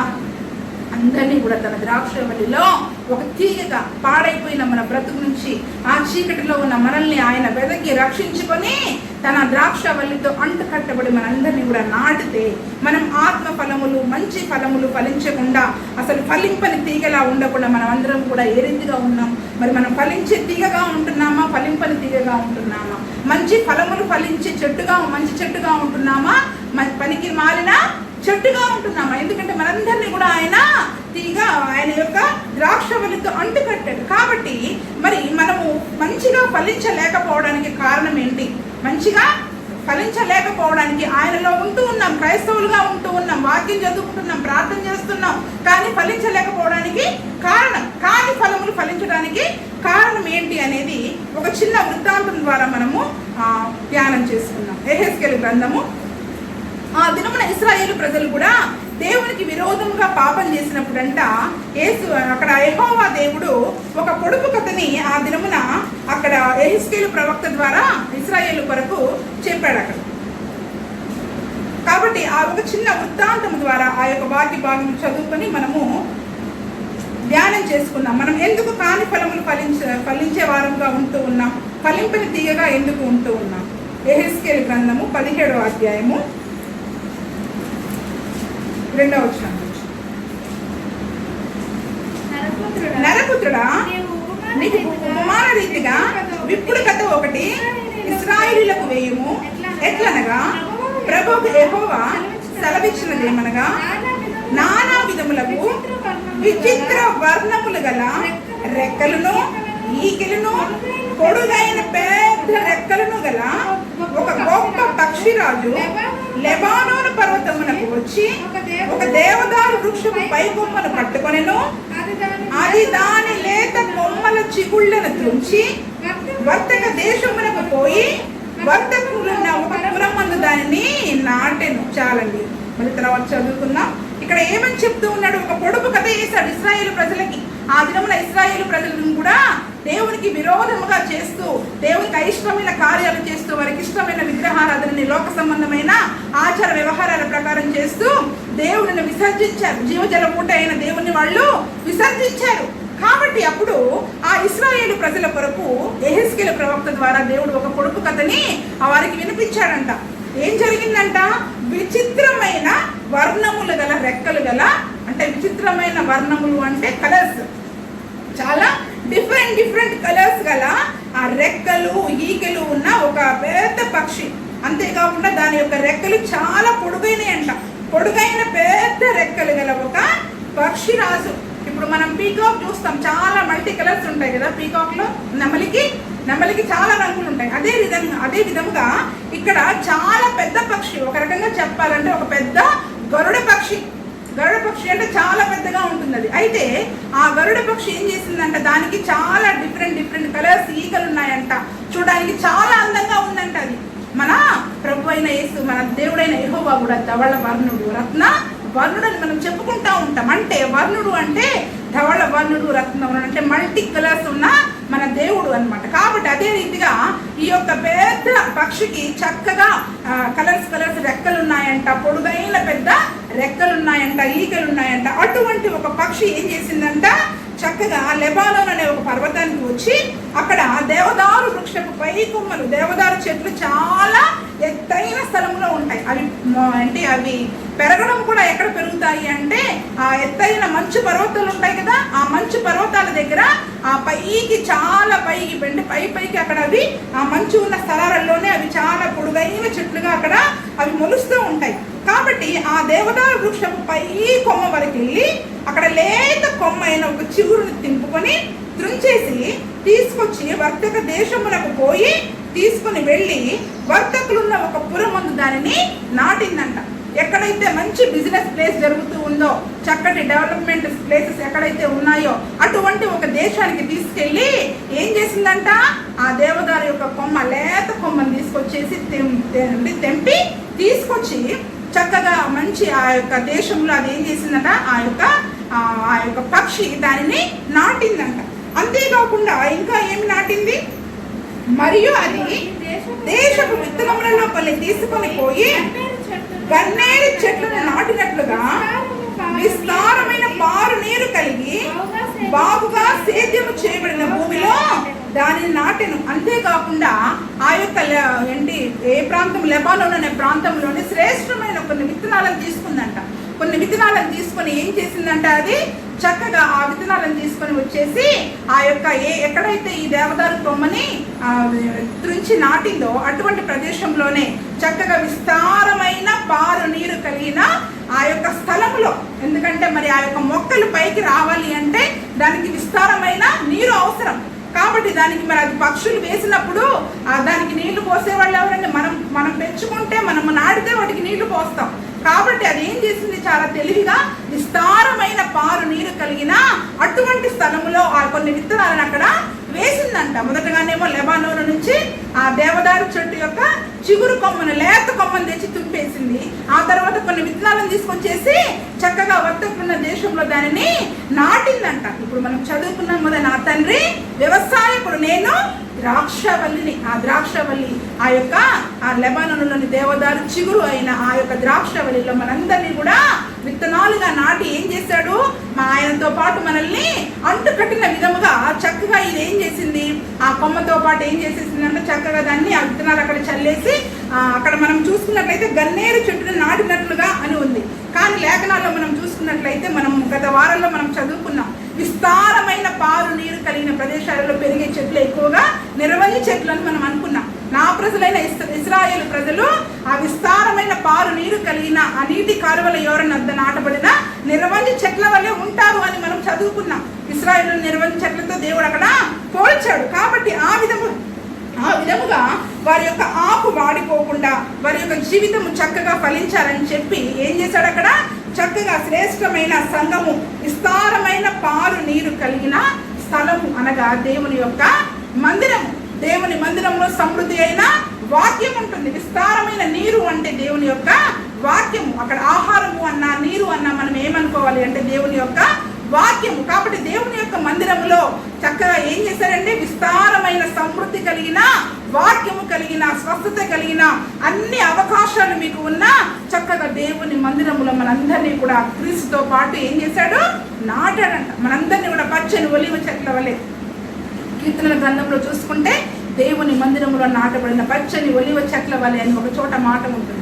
అంటే ఏ రీతిగా అయితే దేవుని మందిరంలో మనం పచ్చని మొక్కల వలె ఉన్నామో ఆ రీతిగా దేవుడు మనం అందరము కూడా చక్కటి మొక్కల వలె ఉండాలని చెప్పేసి విస్తారమైన పారు నీరు కలిగిన ఆ యొక్క ప్రదేశంలో అంటే క్రీస్తు అనే సంఘంలో దేవుని మందిరంలో మనందరినీ కూడా ఎక్కడెక్కడో ఉండవలసిన వారం మనం అందరము కూడా, కానీ అందరినీ ఆ కొన్ని విత్తనాలందరినీ మనందరం కూడా ఆయన చేతిలోని విత్తనాలు. కాబట్టి అందరినీ సమకూర్చి ఆ విస్తారమైన పారు నీరు కలిగిన ఆ యొక్క ప్రదేశంలో దేవుని మందిరం అనే ఆయన ఆలయంలో మనందరినీ కూడా ఆయనతో పాటు నాటాడు. మనందరినీ కూడా నాటాడు. కాబట్టి నాటినప్పుడు ఆ యొక్క చెట్లు ఏ రీతిగా పెరిగాయంట, అది చిగిర్చి పైకి పెరగక విశాలమైన కొమ్మలతో అల్లుకొని గొప్ప ద్రాక్షవల్లి ఆయన. అది ఏ రీతిగా పెరిగాయంట ఆ విత్తనాలన్నీ కూడా. ఆ విత్తనాలు అవి ఏ విత్తనాలో వాటికి తెలియదు, కానీ అవి నాటినప్పుడు అది పైకి పెరగకుండా విశాలముగా కొమ్మలతో అల్లుకొని గొప్ప ద్రాక్షవల్లి అయిపోయిందంట. అయితే ఈ చెట్టు ఏం చేసిందంట, ఈ విత్తనాలు వేసినప్పుడు ఈ చెట్టు పైకి పెరగలేదంట. పైకి పెరగకుండా విశాలమైన కొమ్మలు వచ్చేసి ప్రక్క నుంచి చక్కగా అన్ని రకాలైన కొమ్మలు వచ్చేసి ఏమైపోయిందంట, చాలా పెద్ద ద్రాక్షవల్లి వల్లే అయిపోయిందంట ఆ చెట్టు. అంటే ద్రాక్ష తీగలని అది ఏం చేసింది, ద్రాక్ష విత్తనాలను అక్కడ నాటింది. ఆ చెట్టు అక్కడ దేవదారు చెట్టు వల్ల పైకి ఎదగకుండా ద్రాక్ష చెట్టు అంటే ద్రాక్ష చెట్టు వల్లే, ద్రాక్ష వల్లి వల్లే, ఒక తీగ వల్లే అది అక్కడ చక్కగా విస్తారమైన కొమ్మలతోటి తీగలతోటి అది విశాలముగా పెరగడం మొదలుపెట్టింది, విస్తరించడం మొదలుపెట్టింది. దేవుడు కూడా అదే కోరుకుంటూ ఉన్నాడు, మీరు విస్తరించండి, అభివృద్ధి చెందండి ఈ లోకంలో అని దేవుడు ప్రతిసారి వాక్యంలో ఆ దినమున నోవహుతో కానివ్వండి, అబ్రహాంతో కానివ్వండి, ఆదాంతో కానివ్వండి ఏమో చెప్తూ ఉన్నాడు, మీరు విస్తరించండి. మనం విస్తరించాలని దేవుడు కోరుకుంటూ ఉన్నాడు. అది ఈ లోక సంబంధంగా కాదు, ఆత్మ సంబంధంగా ఆత్మీయమైన విషయాలలో మనము విస్తరించాలని, ఆయనలో ఫలించాలని ఆయన కోరుకుంటూ ఉన్నాడు. కానీ అదే రీతిగా ఆ చెట్టు దేవుడు కోరుకున్న విధంగా ఏమైందంట, చక్కగా విశాలమైన కొమ్మలతోటి అల్లుకొని గొప్ప ద్రాక్షవల్లి అయిపోయిందంట. గొప్ప ద్రాక్షవల్లి. ద్రాక్షవల్లి యేసు ప్రభు. కాబట్టి మనం ఇంతకుముందు చదువుకున్నాం, ద్రాక్షవల్లి నిజమైన యేసు ప్రభు. కానీ ఆయనతో పాటు అంటుకట్టబడ్డ తీగలం మనం. ఆయన వంటి విత్తనాలుగా నాటబడిన తీగలం మనం కూడా, ద్రాక్ష తీగల వంటి వారం. కాబట్టి ఆ యొక్క ద్రాక్షవల్లి వల్లి అయినప్పుడు ఆ చెట్టు ఏం చేసిందంటే, ఆ ద్రాక్ష చెట్టు దాని కొమ్మలు ఎందుకంటే విశాలంగా పెరిగాయి కదా, కాబట్టి ఈ కొమ్మలన్నీ కూడా ఆ పక్షిరాజు వైపు అల్లుకుంటూ వచ్చాయంట. ఆ పక్షిరాజు వైపు చక్కగా ఈ కొమ్మలన్నీ కూడా అల్లుకుంటూ, ఎందుకంటే అక్కడ ఉన్నదల్లా పక్షిరాజు ఒకటే. ఎక్కడైనా తీగ ఉందనుకోండి, అది ఏం చేస్తుంది, ప్రక్కన ఏది ఉంటే దాన్ని అల్లుకుంటూ వెళ్ళిపోతూ ఉంది. కాబట్టి అది నాటబడ్డది దేవుని యొక్క మందిరంలో, దేవుని సన్నిధిలో క్రీస్తుకి అంటు కట్టబడి నాటబడింది. కాబట్టి అది ఏం చేసింది, ఆ తీగ చక్కగా ఆ క్రీస్తుకు అల్లుకుంటూ ఆ దేవుని, ఆ యొక్క పక్షి రాజు అంటే మనము దేవునికి సాదృశ్యం అని చెప్పుకున్నాం, యేసు ప్రభుకి సాదృశ్యం. కాబట్టి ఆ యేసు ప్రభుతో పాటు చక్కగా అల్లుకుంటూ, అంటే రక్షించబడిన కొత్తలో మనము కూడా ఎక్కడో ఉండవలసిన వారము, మన పాపముల చేత అపరాధముల చేత నశించిపోయి ఎక్కడో మన ఇష్టానుసారమైన జీవితం జీవిస్తూ ఎక్కడో చనిపోవలసిన స్థితిలో ఉండే మనల్ని ఆయన ఏం చేశాడు, మనల్ని వెదకి రక్షించుకొని ఆ యొక్క విత్తనాలను వెదకి తెచ్చినట్లుగా ఆ వెదకి రక్షించుకొని క్రీస్తు అనే సంఘములో మనందరినీ కూడా, క్రీస్తుతో పాటు మనల్ని కూడా అంటు కట్టినప్పుడు ఆ మొదట్లో మన పరిస్థితి ఎలా ఉంటుందండి, అబ్బా ఉదయం లేస్తే ఏసయ్య, సాయం లేగిస్తే ఏసయ్య, కూర్చుంటే ఏసయ్య, మాట్లాడితే కదిలిస్తే ఏసయ్య, ఇంకా ప్రార్థన వాక్యం విపరీతంగా బైబిల్ చదువుతాం, ప్రార్థన చేస్తాం, చాలా బాగుంటుంది మన ఆత్మీయ స్థితి. అదే రీతిగా ఆ యొక్క ద్రాక్షవల్లి కూడా ఏం చేసిందంట, చక్కగా అబ్బా అక్కడ నాకు ఉన్నదల్లా ఇప్పుడు యేసు ప్రభు ఒక్కడే కదా అని చెప్పి చక్కగా ఆ పక్షి రాజుతో పాటు ఆ ద్రాక్షవల్లి తన తీగలన్నీ కూడా చక్కగా ఆ పక్షి రాజుకి అల్లుకుంటూ కూడా ఆ క్రీస్తుని చక్కగా హత్తుకుని ఉందంట. మనం ఏ రీతిగా అయితే యేసు ప్రభుని హత్తుకుని జీవిస్తామో రక్షించబడిన మొదట్లో, అదే రీతిగా అవి కూడా ఏం చేస్తున్నాయంట, చక్కగా దేవునికి హత్తుకొని జీవిస్తూ ఉన్నాయంట. చక్కగా ఉదయ సాయంత్రం ప్రార్థనలు, ఉపవాస ప్రార్థనలు, కూటాలు, ఎంతగా అంటే అసలు చక్కగా చాలా సంతోషంగా ఉంది, అన్ని విషయంలో చాలా ఆనందంగా ఉంది ఆ చెట్టు. అయితే దాని యొక్క వేళ్ళు ఏమవుతున్నాయంట, దాని వేళ్ళు కిందికి తన్నుకుంటూ చక్కగా ఎదుగుతూ ఉన్నాయంట. చెట్టేమో పైకి విశాలంగా ఎదుగుతూ ఆ తీగలన్నీ కూడా ప్రాకేసి చక్కగా ఆ పక్షిరాజును అల్లుకుంటూ ఉంది. దాని వేళ్ళు మాత్రం ఏమైపోతా ఉన్నాయి, క్రిందికి చక్కగా వేళ్ళు తన్నుకుంటూ బలముగా లోపలికి వెళుతూ ఉన్నాయి. అయితే అలాగున ఆ ద్రాక్ష చెట్టు శాఖోపశాఖలుగా వర్ధిల్లి రమ్మలు వేసేసింది. చక్కగా ఆ ద్రాక్ష చెట్టు ఏమైపోయిందంట, చాలా పెద్దగా అయిపోయింది, చాలా పెద్ద చెట్టు అయింది. దేవుని సన్నిధిలో దేవుడిచ్చే ఆశీర్వాదాలు తీసుకొని, దేవుడిచ్చే స్వస్థతలు పొందుకొని, దేవుడిచ్చే నెమ్మది పొందుకొని, దేవుడిచ్చే శాంతి పొందుకొని, సమాధానం పొందుకొని, ఆయన ఇచ్చిన రక్షణను పొందుకొని చక్కగా అన్ని విషయములలో మనం బాగుపడి చక్కగా రెమ్మలు వేసేసిందంట. చక్కగా రెమ్మలు వేసింది అంటే కొమ్మ నుంచి కొమ్మ చక్కగా అది వర్ధిల్లుతూ ఉంది, వర్ధిల్లిపోయింది ఆ చెట్టు. మనం కూడా ఎంతో దుఃఖంలో, వేదనలో దేవుని సన్నిధికి ఎటువంటి స్థితిలో వచ్చాం కదా, కానీ మన పడక నుంచి మనల్ని పైకి లేపాడు దేవుడు. అనారోగ్యం నుంచి మనల్ని స్వస్థపరిచాడు. చచ్చిపోయే వాళ్ళని మనల్ని బాగు చేశాడు. మన కుటుంబాలను రక్షించాడు, స్వస్థతిస్తున్నాడు, నెమ్మదిస్తున్నాడు. దేవుని యొక్క ఆశీర్వాదాలన్నీ పొందుకొని ఆ క్రీస్తు యొక్క దేవుని మందిరంలో, ఆలయంలోని సమృద్ధి చేత మనము నెమ్మది పొందుకుంటూ వర్ధిల్లి ఏం చేస్తున్నామంట, చక్కగా దేవునితో ఉన్న సమయంలో అప్పుడు ఏం జరుగుతుందంట, పెద్ద రెక్కలను విస్తారమైన ఈకలను కలిగిన ఇంకొక పక్షిరాజు కలడు. చక్కగా ఉంది దేవుని మందిరంలో, దేవుని సంతోషంతో చక్కగా వర్ధిల్లుతూ సంతోషంగా ఉన్న సమయంలో నెమ్మదిగా అక్కడ ఇంకొక సంగతి జరుగుతూ ఉంది. పెద్ద రెక్కలు విస్తారమైన ఈకలు కలిగిన ఇంకొక గొప్ప పక్షిరాజు అక్కడ కనిపించాడు. పెద్ద రెక్కలు విస్తారమైన ఈకలు కల మనం మొదటి చెప్పుకున్న పక్షిరాజు కాకుండా సేమ్ ఇటువంటిదే అదే రకంగా కనిపించే ఇంకొక పక్షిరాజు అల్లంత దూరాన కనిపించాడట. ఎక్కడ ఉన్నాడు, కొంచెం దూరంలో ఉన్నాడు. చక్కగా ఈ ద్రాక్ష చెట్టు ఎక్కడుంది ఇప్పుడు, ఆ దేవుని మందిరంలో, దేవుని ఆలయంలో దేవునితో అంటుకట్టబడి, ఆ పక్షిరాజుతో అంటుకట్టబడి చక్కగా పక్షిరాజుని అల్లుకొని చక్కగా వర్ధిల్లి రమ్మలి వేసింది. ఇంకా కాయలేదు, ఇంకా ఫలించలేదు, అభివృద్ధి మాత్రమే జరిగింది. కొంచెము ఆ చెట్టు చక్కగా ఫలించడానికి కావలసిన ఒక స్థితికి, మంచి స్థితికి, ఆత్మీయ స్థితికి ఆ యొక్క చెట్టు వచ్చింది. అంతలోనే అక్కడ ఒక జరగరాని సంగతి ఒకటి జరిగింది. ఏం జరిగిందంట, పెద్ద రెక్కలను విస్తారమైన ఈకలను కలిగిన ఇంకొక గొప్ప పక్షిరాజు కలడు. ఇంకొక గొప్ప పక్షిరాజు, మనం మొదట చెప్పుకున్నటువంటి కాకుండా, మొదట చెప్పుకునేమో విచిత్రమైన వర్ణములు కలిగిన గొప్ప పక్షిరాజు, కానీ ఇది పెద్ద రెక్కలు కలిగిన విస్తారమైన ఈకలు కలిగిన ఇంకొక గొప్ప పక్షిరాజు కలడు. అప్పుడు ఈ చెట్టు ఏం చేసిందంట, చక్కగా శాఖలను బాగా పెంచేసింది. శాఖలు అంటే కొమ్మలు, అంటే బాగా డెవలప్ అయిపోయింది, చక్కగా వర్ధిల్లింది. ఒకప్పుడు మనకి సంపాదించుకోవడానికి తినడానికి కూడా తిండి లేదు, కానీ దేవుడిచ్చే ఆశీర్వాదాల చోటి చక్కగా మనకి ఇప్పుడు భోజనం దొరుకుతుంది, ఉండడానికి ఇల్లు ఉంది, నివాసం ఉంది, అన్నీ సమృద్ధిగా ఉన్నాయి. కాబట్టి శాఖలుగా అన్ని రకాలుగా దేవుని చేత ఆశీర్వాదాలను పొందుకున్నాక ఆ చెట్టు శాఖలను బాగుగా పెంచేసి, అంటే దాని యొక్క కొమ్మలని, ఆశీర్వాదాలని చక్కగా ఈ లోక సంబంధంగా బాగా విస్తరించేసి బహుగా ఫలించు మంచి ద్రాక్షవల్లి అగునట్లుగా, ఇంకా కొద్ది కాలం అయితే చక్కటి ఫలాలు ఇచ్చే మంచి ద్రాక్షవల్లిగా చెట్టు మారిపోతుంది. కాబట్టి బహుగా ఫలించు మంచి ద్రాక్షవల్లి అగునట్లుగా అది విస్తార జలము మంచి భూమిలో నాటబడి ఉండినను అది ఇంకా కొద్ది కాలంలో అయితే దేవుని కొరకు ఫలించాలి, దేవుని కొరకు సాక్షిగా నిలబడాలి, దేవుని కొరకు ఈ లోకంలో సువార్థికురాలుగా చక్కగా సువార్త చేసేవారిగా, ఆయన కొరకు ప్రాణం ఇచ్చేవారిగా, ఆయన కొరకు తమ జీవితాలను త్యాగం చేసేవారిగా ఉండవలసిన సమయం. ఆత్మీయ విషయాల్లో చక్కగా ఒక్కొక్క స్థితి నుంచి వారు ఎదుగుతూ వచ్చేసి ఏం జరిగింది, ఇంకా అది ఫలించడానికి సిద్ధంగా ఉన్న సమయంలో మంచి ద్రాక్షవల్లి అగునట్లుగా విస్తార జలము గల మంచి భూమిలో నాటబడ్డది. మంచి భూమిలో నాటబడి ఉన్నా కూడా దాని యొక్క దృష్టి ఏమైపోయింది తెలుసా, దాని యొక్క దృష్టి ఏమైపోయిందంట, ఈ ద్రాక్షవల్లి యొక్క దృష్టి, ఇంతకాలం మంచి భూమిలో నాటబడ్డాను, మంచి వాక్యం చేత పోషించబడ్డాను, మరి మా కొరకు సేవకులు చేసిన ఉపవాస ప్రార్థనలు, కన్నీటి ప్రార్థనలు, వాటన్నిటి చేత నేను మేలులు పొందుకున్నా, చక్కగా నేను ఆశీర్వాదం పొందుకున్నా. ఒకప్పుడు నేను ఎలా ఉండేదాన్ని, కానీ ఇప్పుడు నేను శాఖలుగా వర్ధిల్లి దేవుని చేత ప్రతి విధమైన ఆశీర్వాదాన్ని పొందుకొని ఫలించడానికి, క్రీస్తు కొరకి సాక్షిగా జీవించడానికి ఇంకా సిద్ధముగా ఉన్న సమయంలో నెమ్మదిగా ఏమైపోయిందంట, దీని యొక్క కను దృష్టి ఆ పక్షిరాజు వైపుకి మళ్ళిందంట. ఎటువైపు మళ్ళిందంట, అక్కడ ఇంకొక పక్షిరాజు ఉన్నాడు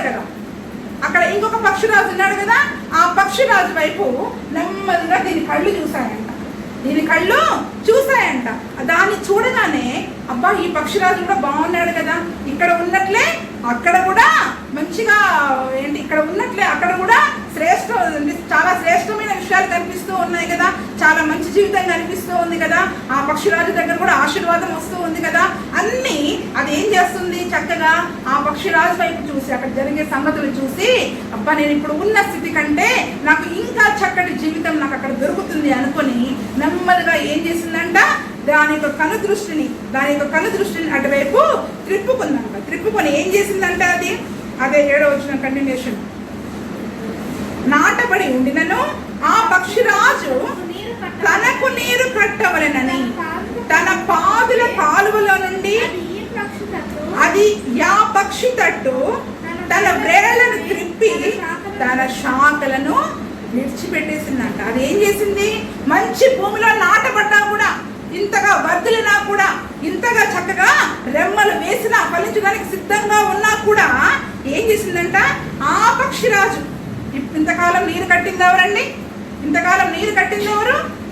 ఈ పక్షిరాజు. నీ కొరకు ప్రాణం పెట్టిన పక్షిరాజు, నీ కొరకు సిలువ త్యాగం చేసిన పక్షిరాజు దగ్గర నువ్వు అల్లుకొని క్రీస్తు అనే సంఘములో సంఘమంతా నీ కొరకు ఎంతగా ఉపవాసాలు చేసి కన్నీటి ప్రార్థనలు చేస్తే వాటి ఫలితంగా నువ్వు నీరు కట్టి శాఖలుగా నువ్వు చక్కగా వర్ధిల్లిన నీవు, ఆరోగ్యం పొందుకున్న నీవు, స్వస్థత పొందుకున్న నీవు, నీ కుటుంబము, నీ జీవితము ఇప్పుడు ఎక్కడికి మళ్ళిందంటే నెమ్మదిగా ఇంకొక పక్షిరాజు వైపుకి మళ్ళీ ఆ పక్షిరాజు తనకు నీరు కట్టేవాళ్ళని.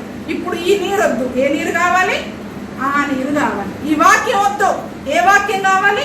ఆ వాక్యం కావాలి, ఆ మాటలు కావాలి, ఆ యొక్క బోధలు కావాలి. కాబట్టి ఆ పక్షిరాజు తనకు నీరు కట్టేవాళ్ళని తన పాదుల కాలువలో నుండి అది ఏం చేసిందంట? ఆ పక్షి తట్టు తన వ్రేళ్ళన్నింటినీ కూడా తిప్పేసింది, తన మూలాలను తిప్పేసుకుంది. తన జీవితంలో ఉన్న ముఖ్యమైన వ్రేళ్లే కదండి జీవితంలో మనకి స్థిరంగా నిలబడేది. అంటే భూమి లోపల వ్రేళ్లు పోయాయి అనుకోండి, చెట్టు ఉంటుందా? ఉండదు. కాబట్టి అది ఏం చేసింది? తన మూలాలను మర్చిపోయింది, ఎక్కడ నాటపడ్డదో మర్చిపోయింది, ఎక్కడ ఆశీర్వాదాలు పొందుకుందో మర్చిపోయి చక్కగా ఏం చేసిందంట? తన వ్రేళ్ళని ఆ పక్షిరాజు తట్టు తిప్పుకుందంట. ఎందుకు? ఇంకా ఈ నీరొద్దు, ఈ బోధలొద్దు, ఈ వాక్యం వద్దు, ఈ సహవాసం వద్దు, నాకు అది కావాలి, నాకు ఆ బోధ కావాలి, ఆ సహవాసం కావాలి అని చెప్పి నెమ్మదిగా ఏం చేసిందంట? తన వైపు అంటే ఆ పక్షిరాజు తట్టుకు తిప్పి తన శాఖలని విడిచిపెట్టి, ఇంతకాలం ఈ శాఖలతో ఎవరిని హత్తుకుందండి? దేవుణ్ణి హత్తుకుంది, దేవుని మందిరాన్ని హత్తుకుంది, క్రీస్తుని హత్తుకుంది. వాక్యము, ప్రార్థన, సహవాసము అన్ని విషయంలో ఎడతెగక ఉంటూ దేవుని హత్తుకొని జీవించే ఆ యొక్క చక్కటి ద్రాక్షవల్లి ఇప్పుడు ఏం చేసిందంట? ఇంకొక పక్షిరాజును చూసి, ఆ పక్షిరాజును చూసి దాన్ని శోధింపబడి మరులు కలపబడి ఏమైపోయిందంట? నెమ్మదిగా తన వ్రేళ్లను అటువైపు తిప్పేసుకుంది. తన వ్రేళ్ళని అటువైపు తిప్పేసుకొని హత్తుకొని ఉండవలసిన శాఖలన్నీ, కొమ్మలని యొక్క తీగ ఏం చేసిందంట? చక్కగా వదిలిపెట్టేసిందంట. అంటే విడిచిపెట్టేసింది, దేవుణ్ణి విడిచిపెట్టేసింది, దేవుణ్ణి విడిచిపెట్టి దేవుని మందిరాన్ని విడిచిపెట్టేసేసింది. కాబట్టి అక్కడ 8వ వచనంలో ఉంటున్న 8వ వచనంలో చెప్తూ ఉన్నాడు దేవుడు, పరిశుద్ధాత్మ దేవుడు, యెహోవా దేవుడు అక్కడ సెలవిస్తూ ఉన్నాడు. కాబట్టి నీవు నాకు ప్రకటించు, ప్రభు యెహోవా సెలవిచ్చినది ఏమనగా, అట్టి ద్రాక్షవల్లి వృద్ధి నందునా? అటువంటి చెట్టు ఫలిస్తుందా? తన వ్రేళ్లను తిప్పుకుంది, ఇంతకాలం ఫలించడానికి సిద్ధంగా ఉన్న ఆ చెట్టు ఇప్పుడు కొత్తగా తన వ్రేళ్లని ఇంకో పక్షురాలు తట్టు తిప్పుకొని తన వైపు తిరిగి తన శాఖలని ఇక్కడ విడిచిపెట్టేసేసి అటువైపు వెళ్ళిపోయింది. అటువైపు వెళ్ళిపోయినాక ఇప్పుడు అటువంటి ద్రాక్షవల్లి అది వృద్ధి నందునా? అది ఎండిపోవునట్లుగా జనులు దాని వ్రేళ్లను పెరిగి దాని పండ్లని కోసివేసేస్తారు. దాని పండ్లు అంటే ఇంకా అక్కడ పూర్తిగా పండ్లు అవ్వలేదు, అంటే పనికి మారిన ఫలాలు ఫలించింది. పండ్లను కోసి పెరిగి వేసి పండ్లను కోసేస్తారంటే మంచి చెట్టు అయితే దాన్ని అక్కడ పెరిగి వేయరు. ఫలించని ప్రతి తీగ మాత్రమే నరకబడి అగ్నిలో పారవేయబడుతుంది. కాబట్టి అటువంటి ద్రాక్షవల్లి వృద్ధి నందున ఎందుకు దేవునిలో మనం ఫలించలేకపోతూ ఉన్నాం, దేవునిలో మనం వృద్ధి పొందలేకపోతూ ఉన్నాం. అది ఎండిపోవునట్లు జనులు ఏం చేస్తారంటే దాని వ్రేళ్లని పెరిగి వేస్తారు. వ్రేళ్లతో సహా జనులు ఏం చేస్తారంటే దాన్ని పెరిగి వేసి ఇది ఉండడమే ఉపయోగమే లేదు, అసలు దీని వలన మనకి ఉపయోగమే లేదని చెప్పేసేసి దాని వ్రేళ్లని పెరిగి దాని పండ్లను కోసివేసేస్తారు. దాని చిగుళ్ళు ఎండిపోగా ఎంతమంది సేద్యగాళ్ళు ఎంత కాపు చేసినను దాని వేళ్ళు ఎప్పటికీ కూడా చిగురించమంట. ఎంతమంది సేద్యగాళ్ళు ఎంతగా కాపు చేసినా కూడా ఎప్పటికీ కూడా ఇంకా దాని వ్రేళ్ళు చిగురించకుండా ఏం చేశారంటే సంపూర్ణంగా అది, ఎందుకంటే అక్కడ వ్రేళ్ళనే పెరిగి వేసేసారు. ఒకసారి పెరిగి వేయబడి అగ్నిలో వేయబడ్డాక, దేవుని చేత విడిచిపెట్టబడ్డాక ఇంకా దానిని ఎంతమంది బాగు చేయాలని ప్రయత్నం చేసినా అది బాగుపడదు, ఇంకా బాగుపడదు. కాబట్టి దాని వేళ్ళు ఇక చిగురింపవు. ఇక దానికి చిగురు అనేది లేనప్పుడు అది ఏమైపోతుందంటే పూర్తిగా ఎండిపోతుంది. కేవలము అగ్నిలో పారవేయడానికి మాత్రమే అది ఉపయోగపడుతూ ఉంది. అది నాటబడినను వృద్ధి పొందునా? పోనీ దానికి చిగురు అనేది లేదు కాబట్టి పోనీలే వేళ్ళు ఉన్నాయి కదా దాని భూమిలో నాటినా అది వృద్ధి పొందుతుందా? వృద్ధి పొందదు. ఎందుకంటే అది విస్తారమైన పారునీరు కలిగిన శ్రేష్టమైన స్థలము నుంచి ఏం చేసింది? తన వేళ్ళని పూర్తిగా తిప్పుకుంది.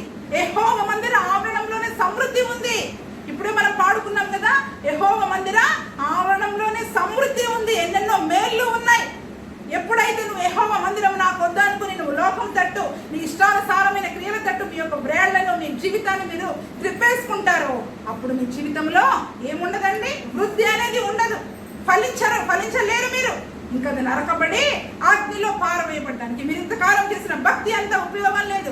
మీరు ఇంతకాలం చేసిన భక్తి, ఉపవాస ప్రార్థనలు ఇవన్నీ కూడా లెక్కలోకి రావు. నేను ఇంతకాలం నిన్ను హత్తుకొని ఉన్నాను కదా నా ద్రాక్షవల్లి అన్నదనుకోండి, నువ్వు ఎంతకాలం హత్తుకొని ఉన్నావు కదా అంతము వరకు ఆయన ఇచ్చిన రక్షణను మనం కాపాడుకుంటూ ఆయనతో పాటు మనం హత్తుకొని ఉండాలి.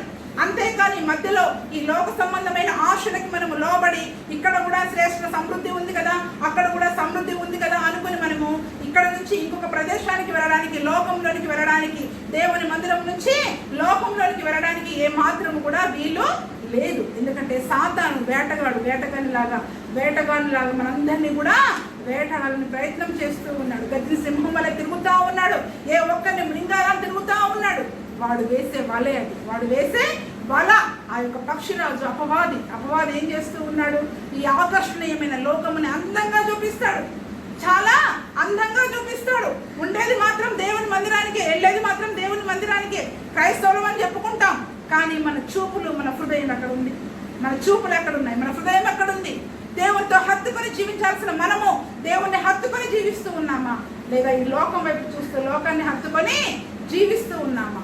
ఈరోజు క్రీస్తుతో క్రీస్తులో అంటుకట్టబడి ఆయన హత్తుకొని ఉండవలసిన నీవు ఆ లోకం వైపు చూస్తూ లోక సంబంధమైన విషయాలను ఆశపడుతూ ఉన్నావు. కాబట్టే దేవుడు ఏం చేస్తున్నాడు? నిన్ను ఫలింపని చెట్టుగా, పనికి మారిన చెట్టుగా ఎంచి నరకబడి అగ్నిలో పారవేయని కలిగిస్తూ ఉన్నాడు. మరి ఈరోజు మనం జీవితం మొదలు పెడుతున్నాం క్రైస్తవులుగా, కానీ మరి మన అంతం ఎక్కడ ముగుస్తుంది? మన ముగింపు ఎక్కడ ఉంది? మన ముగింపు ఎక్కడ ఉంది? కాబట్టి సాతాను వేసే వలని మనము బహు భయంకరంగా చాలా జాగ్రత్తగా మనము పరిశీలించాలి. ఈ యొక్క చెట్టు ఆ పక్షిరాజు వైపు తిప్పబడడానికి కారణం. ఇప్పుడు ఈ ద్రాక్షవల్లి చక్కగా క్రీస్తుతో పాటు అక్కడ మొదటి చెప్పబడిన పక్షిరాజుతో పాటు అంటు కట్టబడి ఉంది కదా, మరి ఎందుకు ఇంకొక పక్షిరాజు వైపు తిప్పబడ్డది? అది దాని కళ్ళు అక్కడ తిప్పబడడానికి కారణం ఏంటి? 2వ తిమోతీయులకు రాసిన పత్రిక చదువుకుందాం. 2వ తిమోతీయులకు రాసిన పత్రిక 4వ అధ్యాయము. త్వరగా తీసి చదవండి, మీ టైం కొద్దిగా ఉంది కాబట్టి. 2వ వచనం నుంచి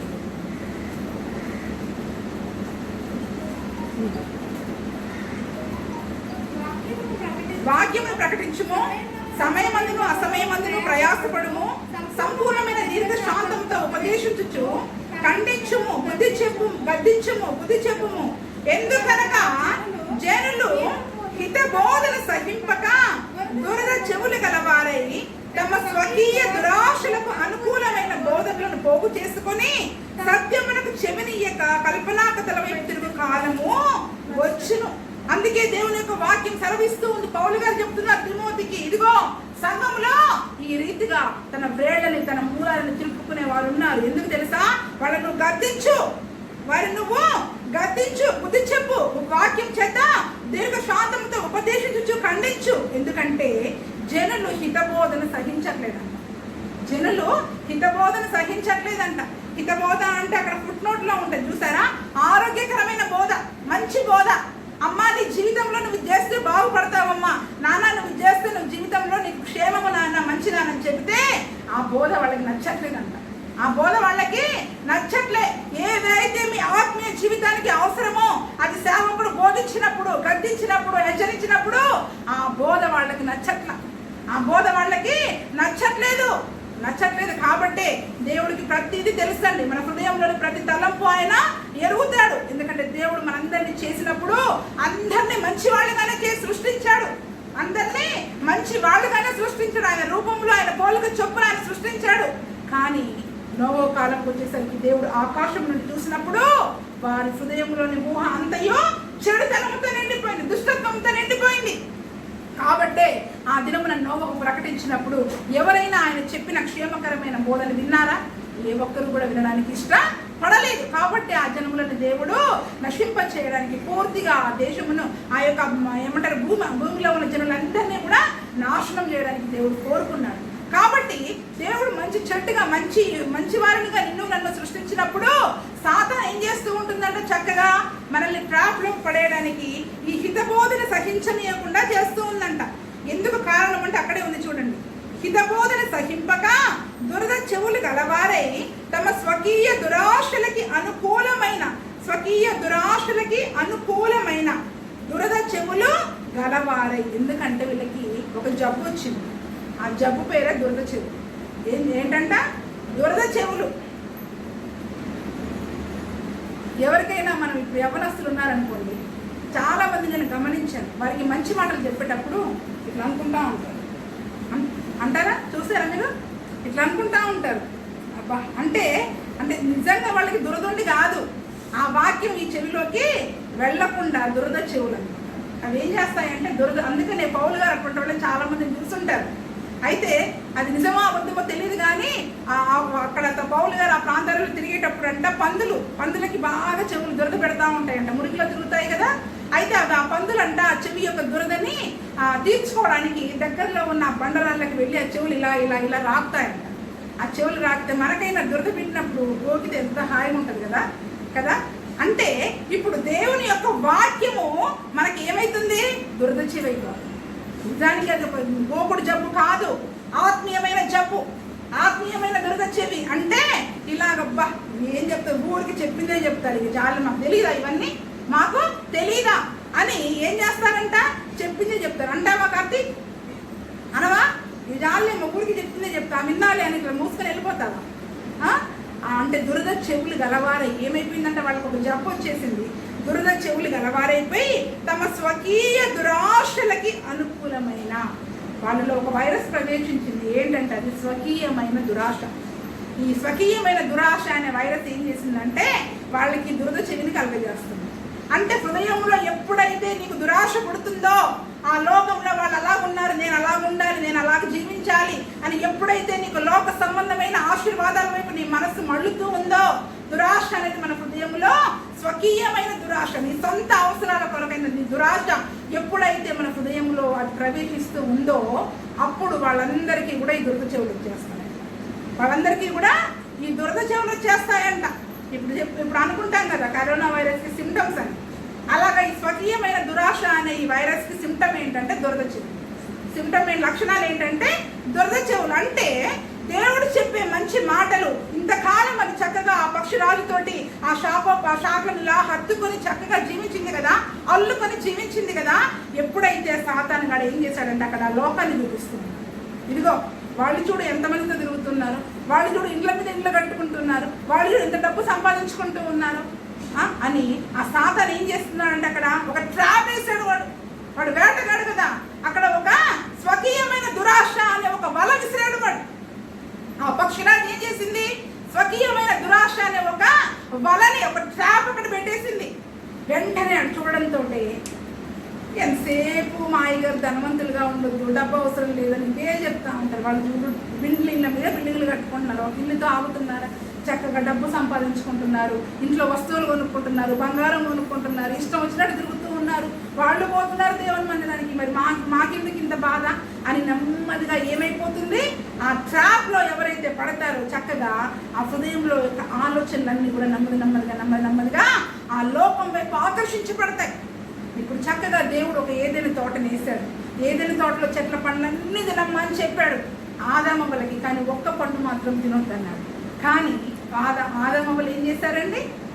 ఆదామవ్వలు ఏం చేశారు? అంతకాలం చక్కగా ఉదయం సాయంత్రం చల్లపూట దేవునితో వాళ్ళు సంతోషంగా చక్కగా మాట్లాడుతూ గడుపుతూ ఎంతో సంతోషంగా ఆయనతో పాటు హత్తుకొని ఉన్నారు కదా. ఒకే ఒక రోజు వాళ్ళ దృష్టి ఎటువైపు మళ్ళింది? ఆ పండు వైపు మళ్ళింది. అది చూడడానికి రమ్యంగా ఆకర్షణీయంగా కనిపించిందంట. కన్నులకి ఇంపైనదిగా అందమైనదిగా కనిపించిందంట. ఈ లోకం కూడా అలాగే కనిపిస్తూ ఉంటది. అందుకే సాతానుడు స్వకీయమైన దురాశ అనే ఒక ట్రాప్ వేస్తాడు.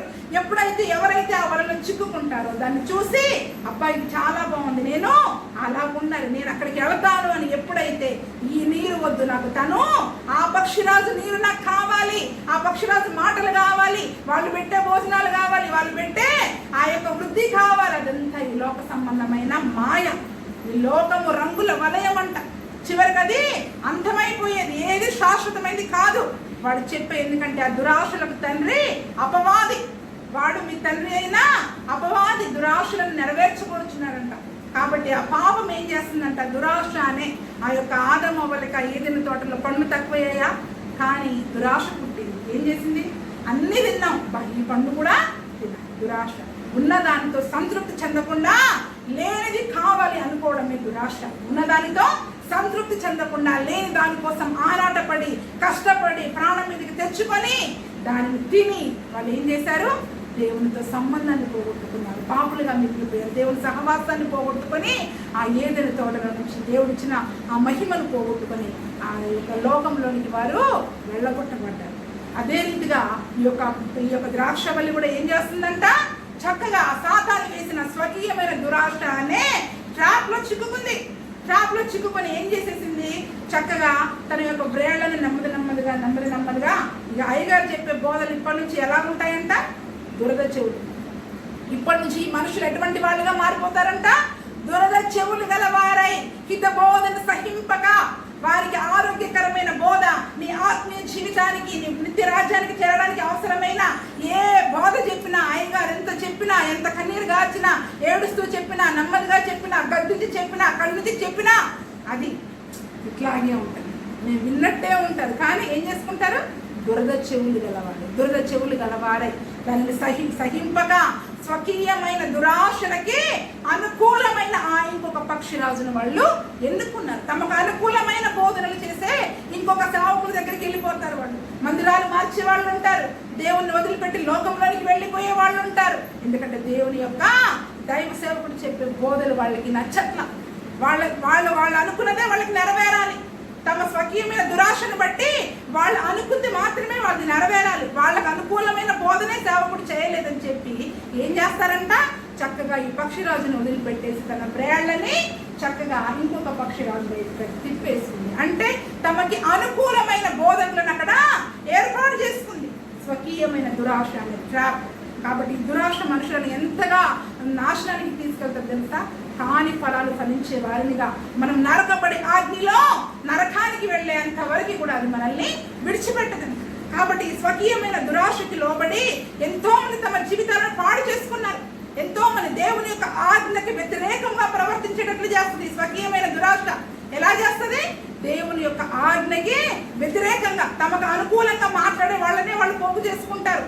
ఎవరైతే నువ్వు చేసే తప్పమ్మా అని గద్దిస్తారో హెచ్చరిస్తారో ఇంకా వాళ్ళని పగవారుగా ఇస్తారంట, వారిని పగవారుగా ఇస్తారు. ఎందుకంటే పరిశుద్ధ లేఖనాల్లో మనం చూసుకున్నట్లయితే, నేను వృత్తాంతం అంతా చెప్పను, కొన్ని విషయాలు మాత్రం నేను చెబుతాను.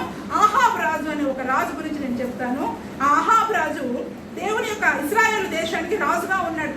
ఇశ్రాయేలు దేశానికి రాజుగా ఉన్నప్పుడంట ఆ యొక్క రాజుగారు దేవుని యొక్క ఆజ్ఞల ప్రకారం జీవించకుండా ఏం చేశాడంట, ఒక విగ్రహారాధికురాలైన యెజబెలును పెళ్లి చేసుకొని చక్కగా దేవుని మందిరాన్ని విడిచిపెట్టేసి దేవుడిచ్చిన ఆ వాగ్దాన దేశంలో ఆ యెరూషలేములో దేవుని సన్నిధిని వారు ఆరాధించకుండా విగ్రహారాధికులుగా మారిపోయారు. అయితే ఒకానొక దినాన వాళ్ళు యుద్ధానికి వెళ్ళవలసి వచ్చింది. వారికి యుద్ధానికి వెళ్ళవలసి వచ్చినప్పుడు అప్పుడు ఏం చేశాడంట, నేను యుద్ధానికి వెళ్ళాలా వద్దా అని విచారణ చేయడానికి తనకి అనుకూలమైన ఒక 400 మంది ప్రవక్తలను తెచ్చుకున్నాడంట.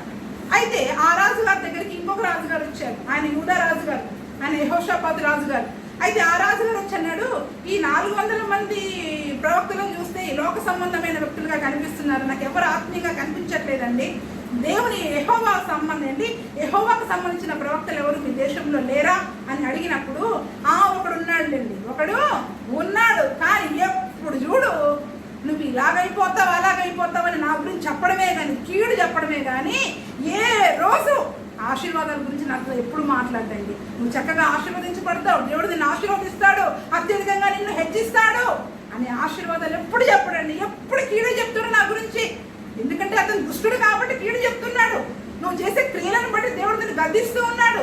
కానీ తమ క్రియలను వారు ఎరగరు.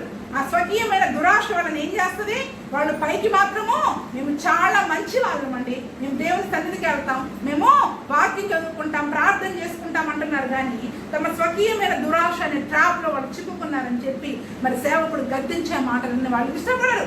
కాబట్టే నా గురించి కీడు చెప్పానగా ఆ ప్రవక్త నాకు వద్దు అని చెప్పి తనకు అనుకూలంగా చెప్పే ఒక 400 మంది ప్రవక్తలను తను ఏర్పాటు చేసుకున్నారంట. అయినా కూడా యెహోషాపాతు అనే రాజుగారు ఏం చేస్తారంటే, వద్దు మీరు దేవుడి యొక్క ప్రవక్తను మాత్రమే పిలిపించండి, అతను చెప్పేది నిజమని చెప్పి ఆ ప్రవక్తను పిలిపించినప్పుడు అప్పుడు ఆ ప్రవక్తను ఎవరైతే పిలవడానికి వెళ్తారో అతను అంటాడంట, ఇంకో ఆ 400 మంది ఆ రాజుగారికి అనుకూలంగా మాట్లాడుతున్నారు, నువ్వు కూడా ఆ రాజుగారికి అనుకూలంగా చెప్పే. ఆ 400 మంది ఏం చెప్తారో నువ్వు కూడా చెప్పేసేయ్యా, లేకపోతే ఆయన నీ మీద పగబెట్టుకుంటాడు అని అంటే, దేవుడు నాకేం చెప్తాడో నేను అదే చెప్తాను, అంతేగాని ఆయనకి అనుకూలంగా ఆయన రాజుగారు నాకు బహుమానాలు ఇస్తాడు, మాకు చాలా దశభాగాలు ఇస్తారు, మా చర్చికి చాలా అనుకూలంగా ఉన్నారని చెప్పి మనుషులను బట్టి పక్షపాతము వహించేవాడు కాదు మన దేవుడు. న్యాయమును బట్టి మాట్లాడేవాడు మన దేవుడు. నీ క్రియలు చెడ్డవైతే నీలో ఉన్న సమస్తమైన దుష్టత్వమును, చెడుతనమును, ఆ కలుపు మొక్కలను పీకడానికి దేవుడు గద్దిస్తాడు, హెచ్చరిస్తాడు, ఖండిస్తాడు. ఆ గద్దింపు, ఆ హెచ్చరింపులు నీకు చాలా చెవులకి ఇంపుగా లేక దురద చెవులు కలిగి, లేదు నాకు ఇలాగే కావాలని నీకు అనుకూలమైన బోధనను ఏర్పాటు చేసుకుంటే ఆహాబు రాజుకు పట్టిన గతే మనకి కూడా పడుతూ ఉంది అని చెప్పి ఎంత చెప్పినా కూడా ఆ 400 మంది ప్రవక్తలు చెప్పినట్లుగానే తను యుద్ధానికి వెళ్తాడు. మీకాయ మాత్రం మీరు యుద్ధంలో జయించరు. ఎందుకంటే దేవుడు ఏం చేశాడంటే ఆహాబును అక్కడ చంపివేయడానికి, తనకున్న దుష్ట ప్రవర్తనను బట్టి ఆహాబును చంపివేయడానికి తను ఎంచుకున్నాడు. కాబట్టి అందరినీ అబద్ధ ప్రవక్తల నోట ఆ 400 మంది ప్రవక్తల నోట అబద్ధములు ఆడించాడు దేవుడే. ఎందుకంటే చూస్తున్నాడు దేవుడు కూడా మన క్రియలను చూస్తూ నువ్వు నరకబడే అగ్నిలో వేయబడే రోజు వరకు దేవుడు చూస్తూ ఉంటాడు. నువ్వు గద్దింపులకి, హెచ్చరింపులకి లోబడకపోతే నాకు అనుకూలమైన బోధ కావాలి, నాకు అనుకూలమైన మాట్లాడే వాళ్ళని నా పక్షంగా ఉండాలి, నాకు అనుకూలమైన సేవకులు కావాలని నువ్వు మందిరాలు మార్చుకుంటే, ఎన్ని మందిరాలు మార్చుకుంటూ పోయినా, ఎంతమంది లోక సంబంధమైన మనుషులని, ఆత్మీయులని, బంధువులను ఎంతగా దూరం చేసుకున్నా కూడా దేవుడు చూస్తూ ఉంటాడు. చివరికి నాశనం ఎవరికండి? నాశనం ఎవరికి? విడిచిపెట్టిపోయిన వారికి. కాబట్టి దేవుని యొక్క వాక్యం స్పష్టంగా హెచ్చరిస్తుంది, సేవకుడు దేవుడు మీలోని కలుపు మొక్కలను పీకి వేయడానికి మిమ్మల్ని గద్దిస్తూ ఉంటాడు, హెచ్చరిస్తూ ఉంటాడు. కానీ మీరు దురద చెవులు గలవారి స్వకీయమైన దురాశలకి లోపడి అనుకూలమైన బోధన ఏర్పాటు చేసుకుంటున్నారు. అని ఇంకొక పక్షిరాజు వైపు త్రిప్పుకుంటున్నారు మీ వేళ్ళు, మీ మనస్సు, మీ హృదయాలని. మన వేళ్ళన్నీ కూడా తిప్పుకున్నారంట. అటువంటిది వృద్ధి అందుతుందా? చివరికి జనులు ఏం చేస్తారంటే దాన్ని చూసి పెరిగించేసి దాన్ని పూర్తిగా తీసుకెళ్లి అగ్నిలో కాల్చి వేసేస్తారని అక్కడ దేవుని యొక్క వాక్యం హెస్కేల్లో మనం చదువుకున్నాం. ఎవరైతే దేవుని కానీ, దేవుని మందిరాన్ని కానీ, సేవకుల గద్దింపులని కానీ లోపడకుండా ఎవరైతే ఆ పక్షి రాజు తట్టు ఏ రీతిగా ఆ యొక్క ద్రాక్షవల్లి తన యొక్క బ్రేళ్లని, తన యొక్క పాదుల కాలువలని ఏ రీతిగా త్రిప్పుకుందో, ఆ లోక సంబంధమైన వారి కొరకు, ఆ లోక సంబంధమైన చాక్లెట్, షుగర్ కోటెడ్ మెసేజ్ అంటారు అవన్నీ, అంటే చక్కగా వాళ్ళకి తీయగా ఉండాలంట, వాక్యాలు తీయగా ఉండాలి.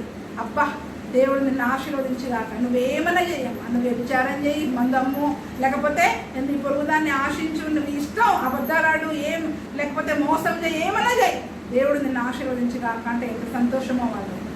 నువ్వు తప్పు చేస్తున్నావు అని గద్దిస్తే అది దురద చెవులు గలవారే ఏం చేస్తారంట? హిత బోధన సహింపక లోకం వైపు వెళ్ళిపోతూ ఉన్నారంట. అంతేకాకుండా ఈ యొక్క ఆహాబ్ రాజు కూడా ఏం చేశాడంట?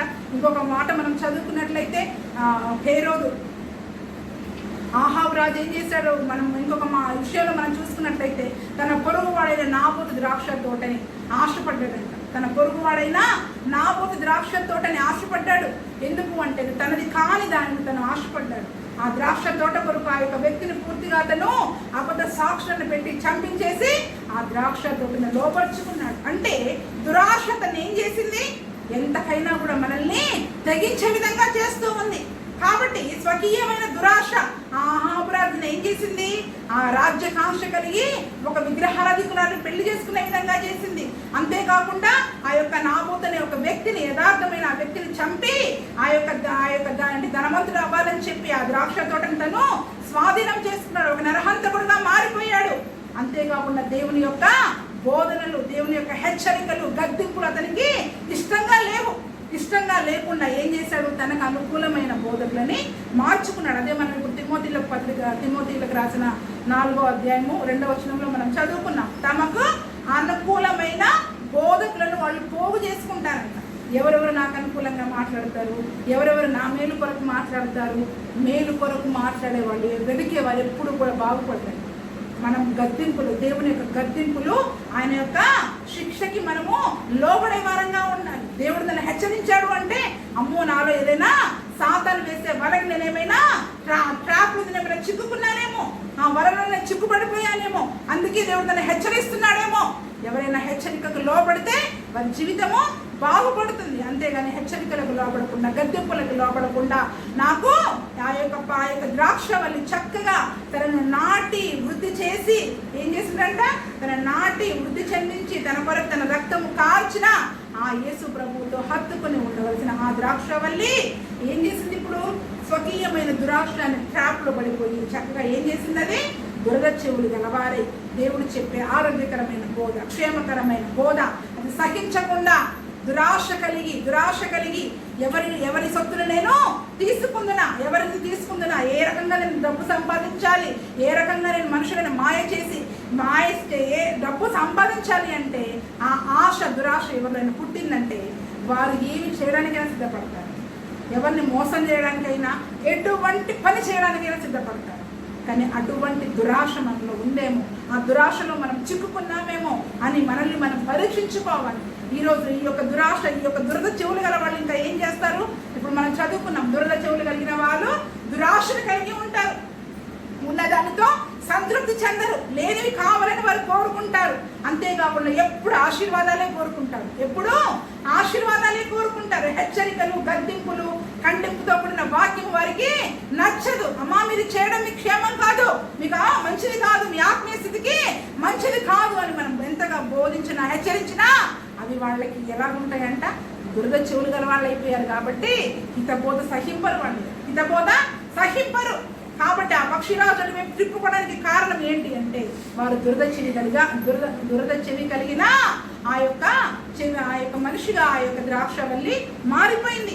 ఆ ట్రాప్ లో పడిపోయింది. ఆ పక్షిరాజు వేసిన స్వకీయమైన దురాశ అనే ట్రాప్ లో పడిపోయి అది ఏం చేస్తుంది? ఎంతగా ఈ మొదటి పక్షిరాజు హెచ్చరిస్తున్నా, ఈ సహవాసం హెచ్చరిస్తున్నా అవి ఇంకా దానికి మింగుడు పడట్ల. ఆ హితబోధ సహించే విధంగా అది లేదు. కాబట్టి వారికి ఆశీర్వాదాలే కావాలి, గద్దింపులు, హెచ్చరికలకి వాళ్ళు లోబడరు, మేలును మాత్రమే కోరుకుంటారు. అంతేకాకుండా సత్య బోధకులను వాళ్ళు ద్వేషిస్తారంట. ఎవరైతే ఊరికే గద్దింపుతో, హెచ్చరికలతో చెబుతారో చివరికి వాళ్ళు ద్వేషించేవారుగా ఉంటారు. ఇంతకుముందు మనం చెప్పుకున్న ఆహాబు రాజు, ఆ ఏలియా ప్రవక్త, అక్కడ ఉన్న ఏలియా ప్రవక్త మాటికి హెచ్చరిస్తూ ఉన్నాడు. ఇదిగో జీవం కలిగిన దేవుని విడిచిపెట్టేశావు, విగ్రహారాధన చేస్తున్నావు, జాగ్రత్త, దేవుడు చూస్తూ ఉన్నాడు అని. 300 సంవత్సరాలు వర్షం రాకుండా అక్కడ ఆపు వేసినప్పటికీ, హెచ్చరిస్తున్నప్పటికీ ఆ ఏలియా ప్రవక్త కనిపించగానే ఆహాబు రాజు ఏమంటారు తెలుసా? ఆహాహా నా పగవాళ్ళ నీ చేతిలో నుంచి ఏమైపోయారండి? దేవుని సేవకులు పగోళ్ళగా అయిపోయారు. అంటే వాళ్ళకి అనుకూలంగా చెప్తేనేమో మంచివాళ్ళు, గద్దింపు హెచ్చరికలతో చెబితే దేవుడు నిన్ను శిక్షించబోతున్నాడు, నువ్వు నాశనం కాకూడదని దేవుడు కోరుకొని నిన్ను గద్దించి చెబుతుంటే చివరికి ఏమైపోతున్నారంటే సేవకులు పగవాళ్ళుగా మారిపోతున్నారు. ఆహాహా నా పగవాడ నీ చేతిలో నేను చిక్కుపడ్డాను. మనం కూడా అనుకుంటాం కదా, దొరక ఈ పాస్టర్ గారికి దొరికాను, ఎప్పుడు నా గురించే చెప్తారు, నా జీవితంలో ఎవ్వరు పాపాలు చేయట్లేదా, ఎవ్వరు కనిపించట్లేదా, ఎప్పుడు నేనే కనిపిస్తాను ఆయనకి అని చెప్పి మనము అనుకొని వారిని ద్వేషించే వారిగా ఉంటూ ఉన్నాం సేవకులు. మరి ఈరోజు మన పరిస్థితి ఎలాగా ఉంది? కాబట్టి తమ్మును తాము ఆ ఖండింపుతో కూడిన, హెచ్చరికలతో కూడిన వాక్యం విన్నప్పుడు తమని మార్చుకోవడానికి ఇష్టపడరు. ఆ పాస్టర్ గారు మారాలని చెప్తారు. ఎవరు మారాలంట? మీరు మారాలంట, మేము మారాలంట. మీరు మారరు. కానీ పరిశుద్ధాత్మను హెచ్చరిస్తూ ఉన్నప్పుడు ఆ పాస్టర్ గారు చాలా మారాలని చెప్తారు. కానీ అయ్యో దేవుడు పరిశుద్ధాత్ముడు ఆ పాస్టర్ గారి ద్వారా మరి మాకు ఈ వాక్యం బోధించారు కదా, మా జీవితాలను మార్చుకుంటామని మాత్రం వాళ్ళు ఎప్పటికీ కూడా అనరు. ఎందుకంటే వాళ్ళకి హితబోధ సహించట్ల, క్షేమకరమైన బోధ, ఆరోగ్యకరమైన బోధ వాళ్ళకి సహించట్ల. అయ్యగారు యొక్క బోధలు సహించట్ల. అయ్యగారు మారాలంటారు కానీ వారు మాత్రము సేవకులను ద్వేషించే విధంగా అయ్యగారులే మారాలి అనే విధంగా అంటారు. వారి పాపాల విషయమే మాత్రం ఇప్పటికీ కూడా వారు మారు మనసు పొందరు. ఎంతసేపు ఆశీర్వాదాలు మేలులు మాత్రమే కోరుకుంటారు, దురాశలు కలిగి ఉంటారు. చక్కగా ఆశీర్వాద సంబంధమైన ఆశీర్వచనాలు దీవెనలు మాత్రమే కోరుకుంటారు. ఎంతసేపు పాప క్షమాపణ, మారు మనసు, బాప్తిస్మము, రక్షణ అంటే ఎప్పుడు చూడు ఇవేనా? బైబిల్లో ఆశీర్వాదాలు లేవా?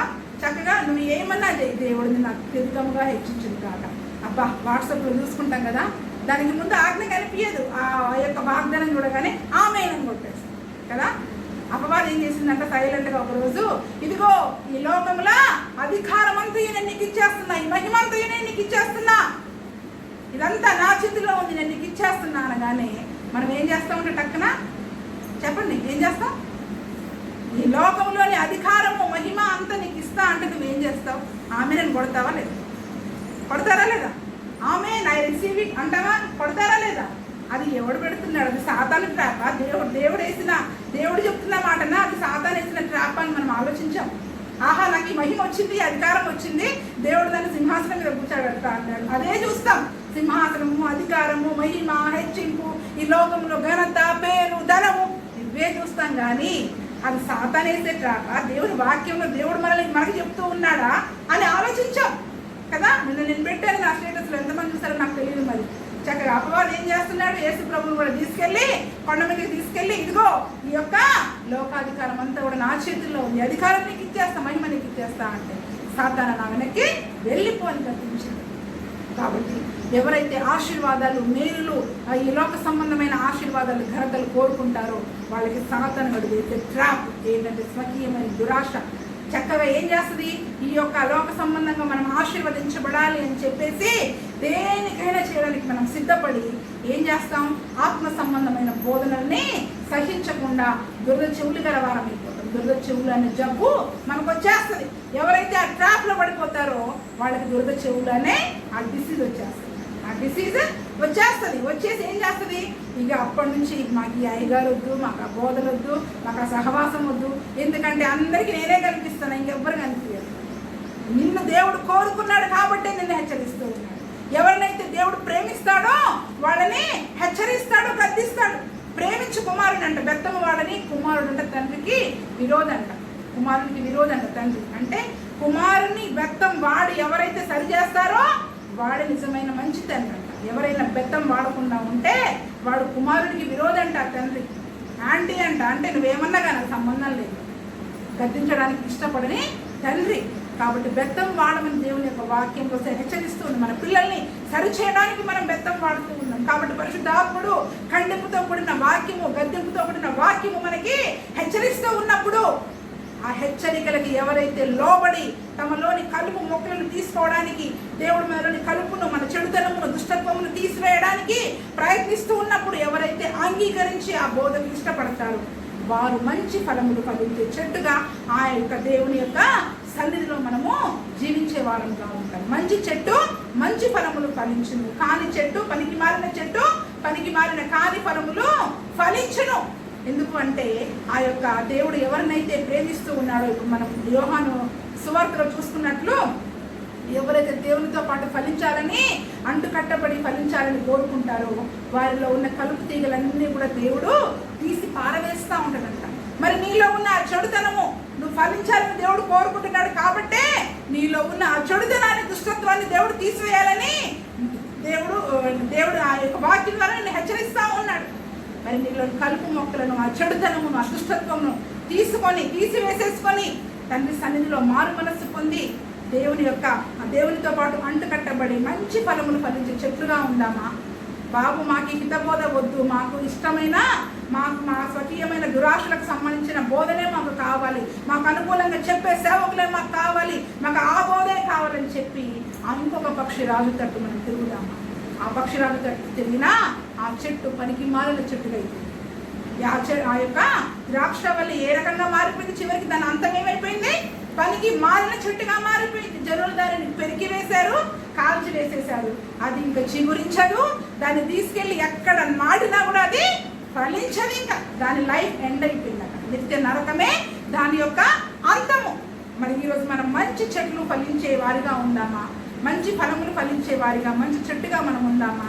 లేదా అంటే ఆ యొక్క ద్రాక్షవల్లి హత్తుకున్నంతసేపు హత్తుకొని ఆ లోక సంబంధమైన స్వకీయమైన దురాశని ట్రాప్లో పడిపోయి దుర్గ చెవులు కలిగి హిత బోధన సహించకుండా ఏ రకముగా అయితే లోకం తట్టు తిరిగి తన నాశనాన్ని తను కొని తెచ్చుకుందో ఆ రకముగా పనికి మారిన చెట్టుగా, కాని ఫలములు ఫలించే చెట్టుగా, నరకబడి అగ్నిలో వేయబడే చెట్టుగా నువ్వు ఉంటావా? ఏ రీతిగా ఉంటావు? ఈరోజు దుర్గ చెవులు కలిగిన లక్షణాలు చెప్పా. దుర్గ చెవులు అంటే అనుకుంటారు మాకు దుర్గ లేదండి అనుకోవచ్చు. ఈ దుర్గ కాదు చెప్పింది.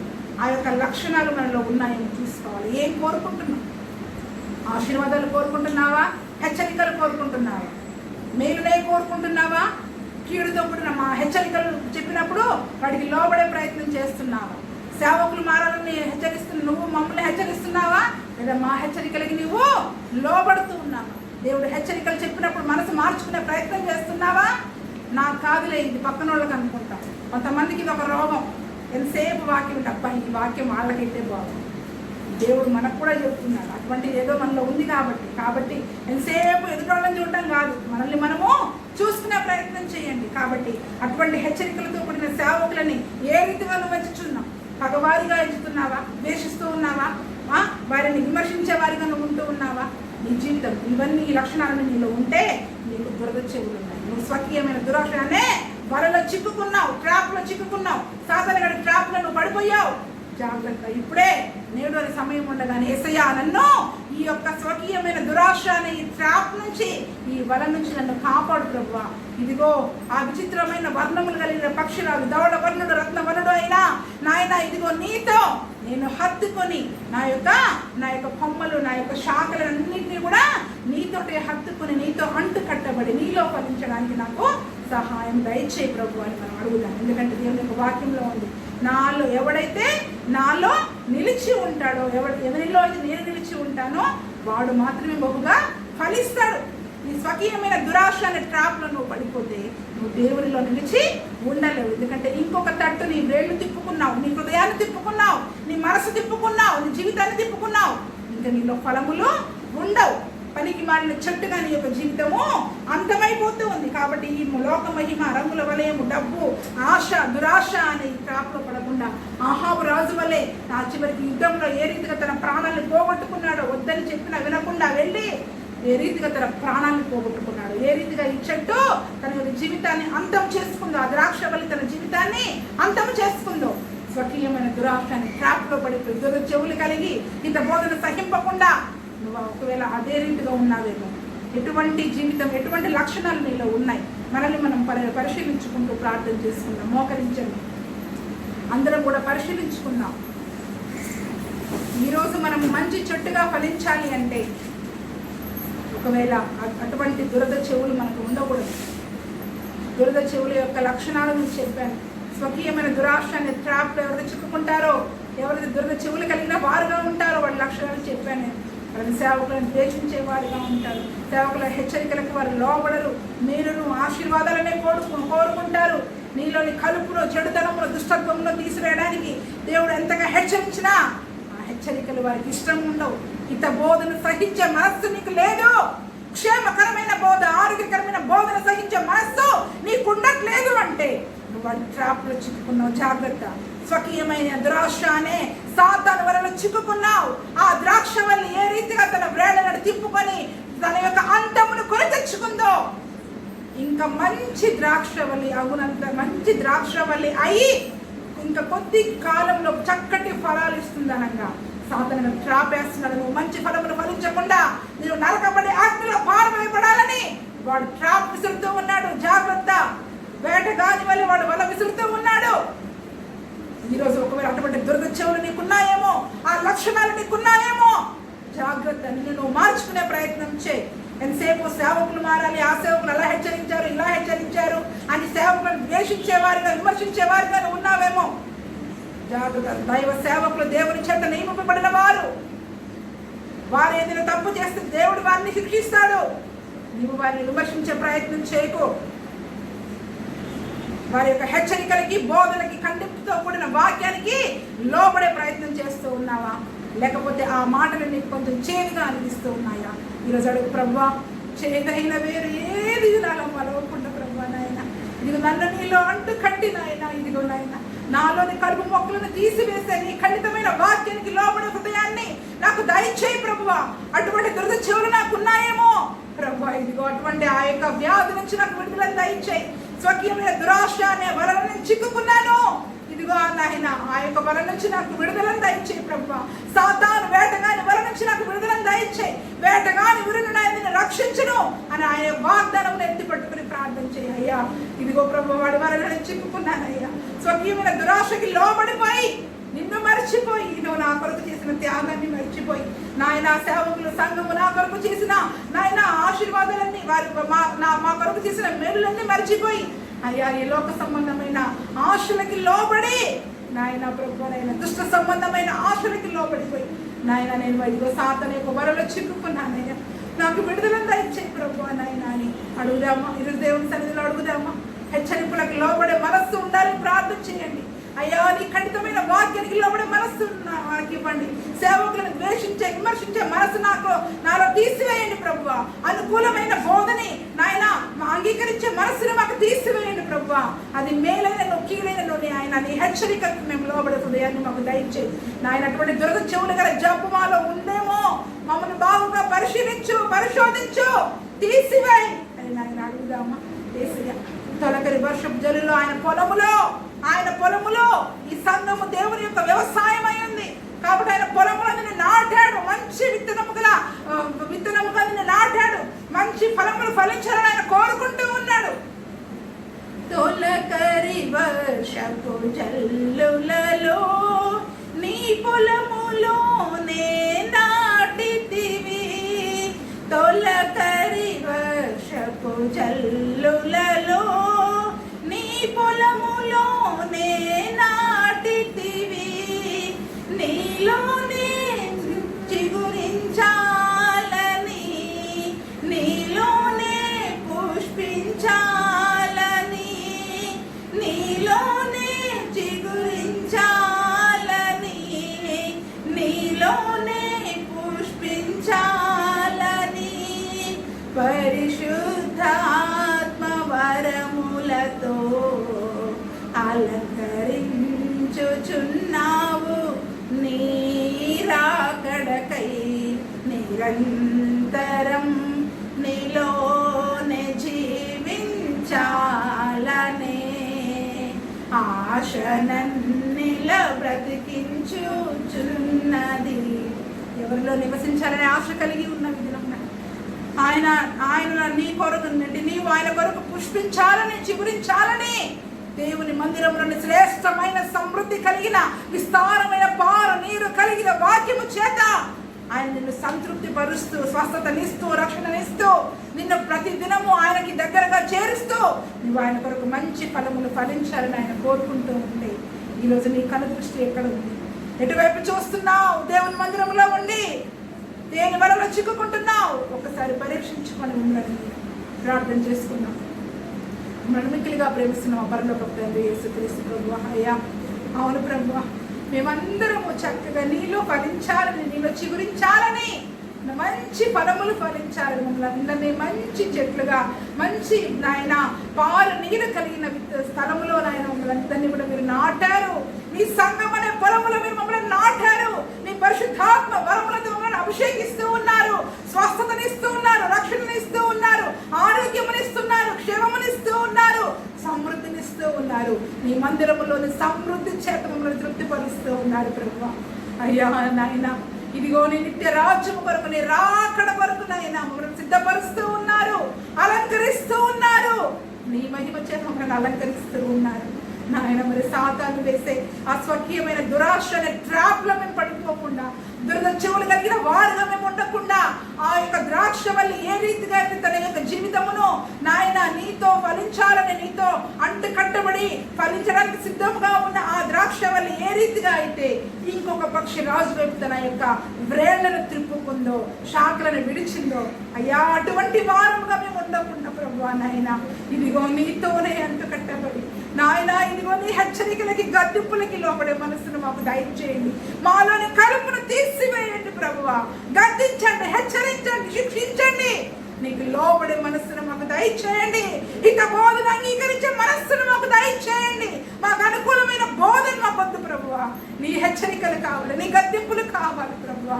దురాశకి మేము లోబడకుండా, స్వకీయమైన దురాశని ట్రాప్లు మేము చిక్కుకోకుండా, సాతాను గడిపేసే వలలో మేము చిక్కుకోకుండా ప్రభువా నాయన ఇదిగో నీకు లోబడి నాయన నీతో అంటు కట్టబడి నిన్ను హత్తుకొని జీవించే కృపను మాకందరికీ దయచేయమని ఎవరెవరు తీర్మానం చేసుకున్నారో ప్రభువా నాయన మన తీర్మానం తీసుకున్న ప్రతి బిడ్డను అంతము వరకు నీలో అంటు కట్టబడి ఫలించే విధంగా నాయన ప్రతి బిడ్డను చేయమని యేసు ప్రభు నామములో అడిగి వేడుకుంటున్నాము తండ్రి. ఆమేన్.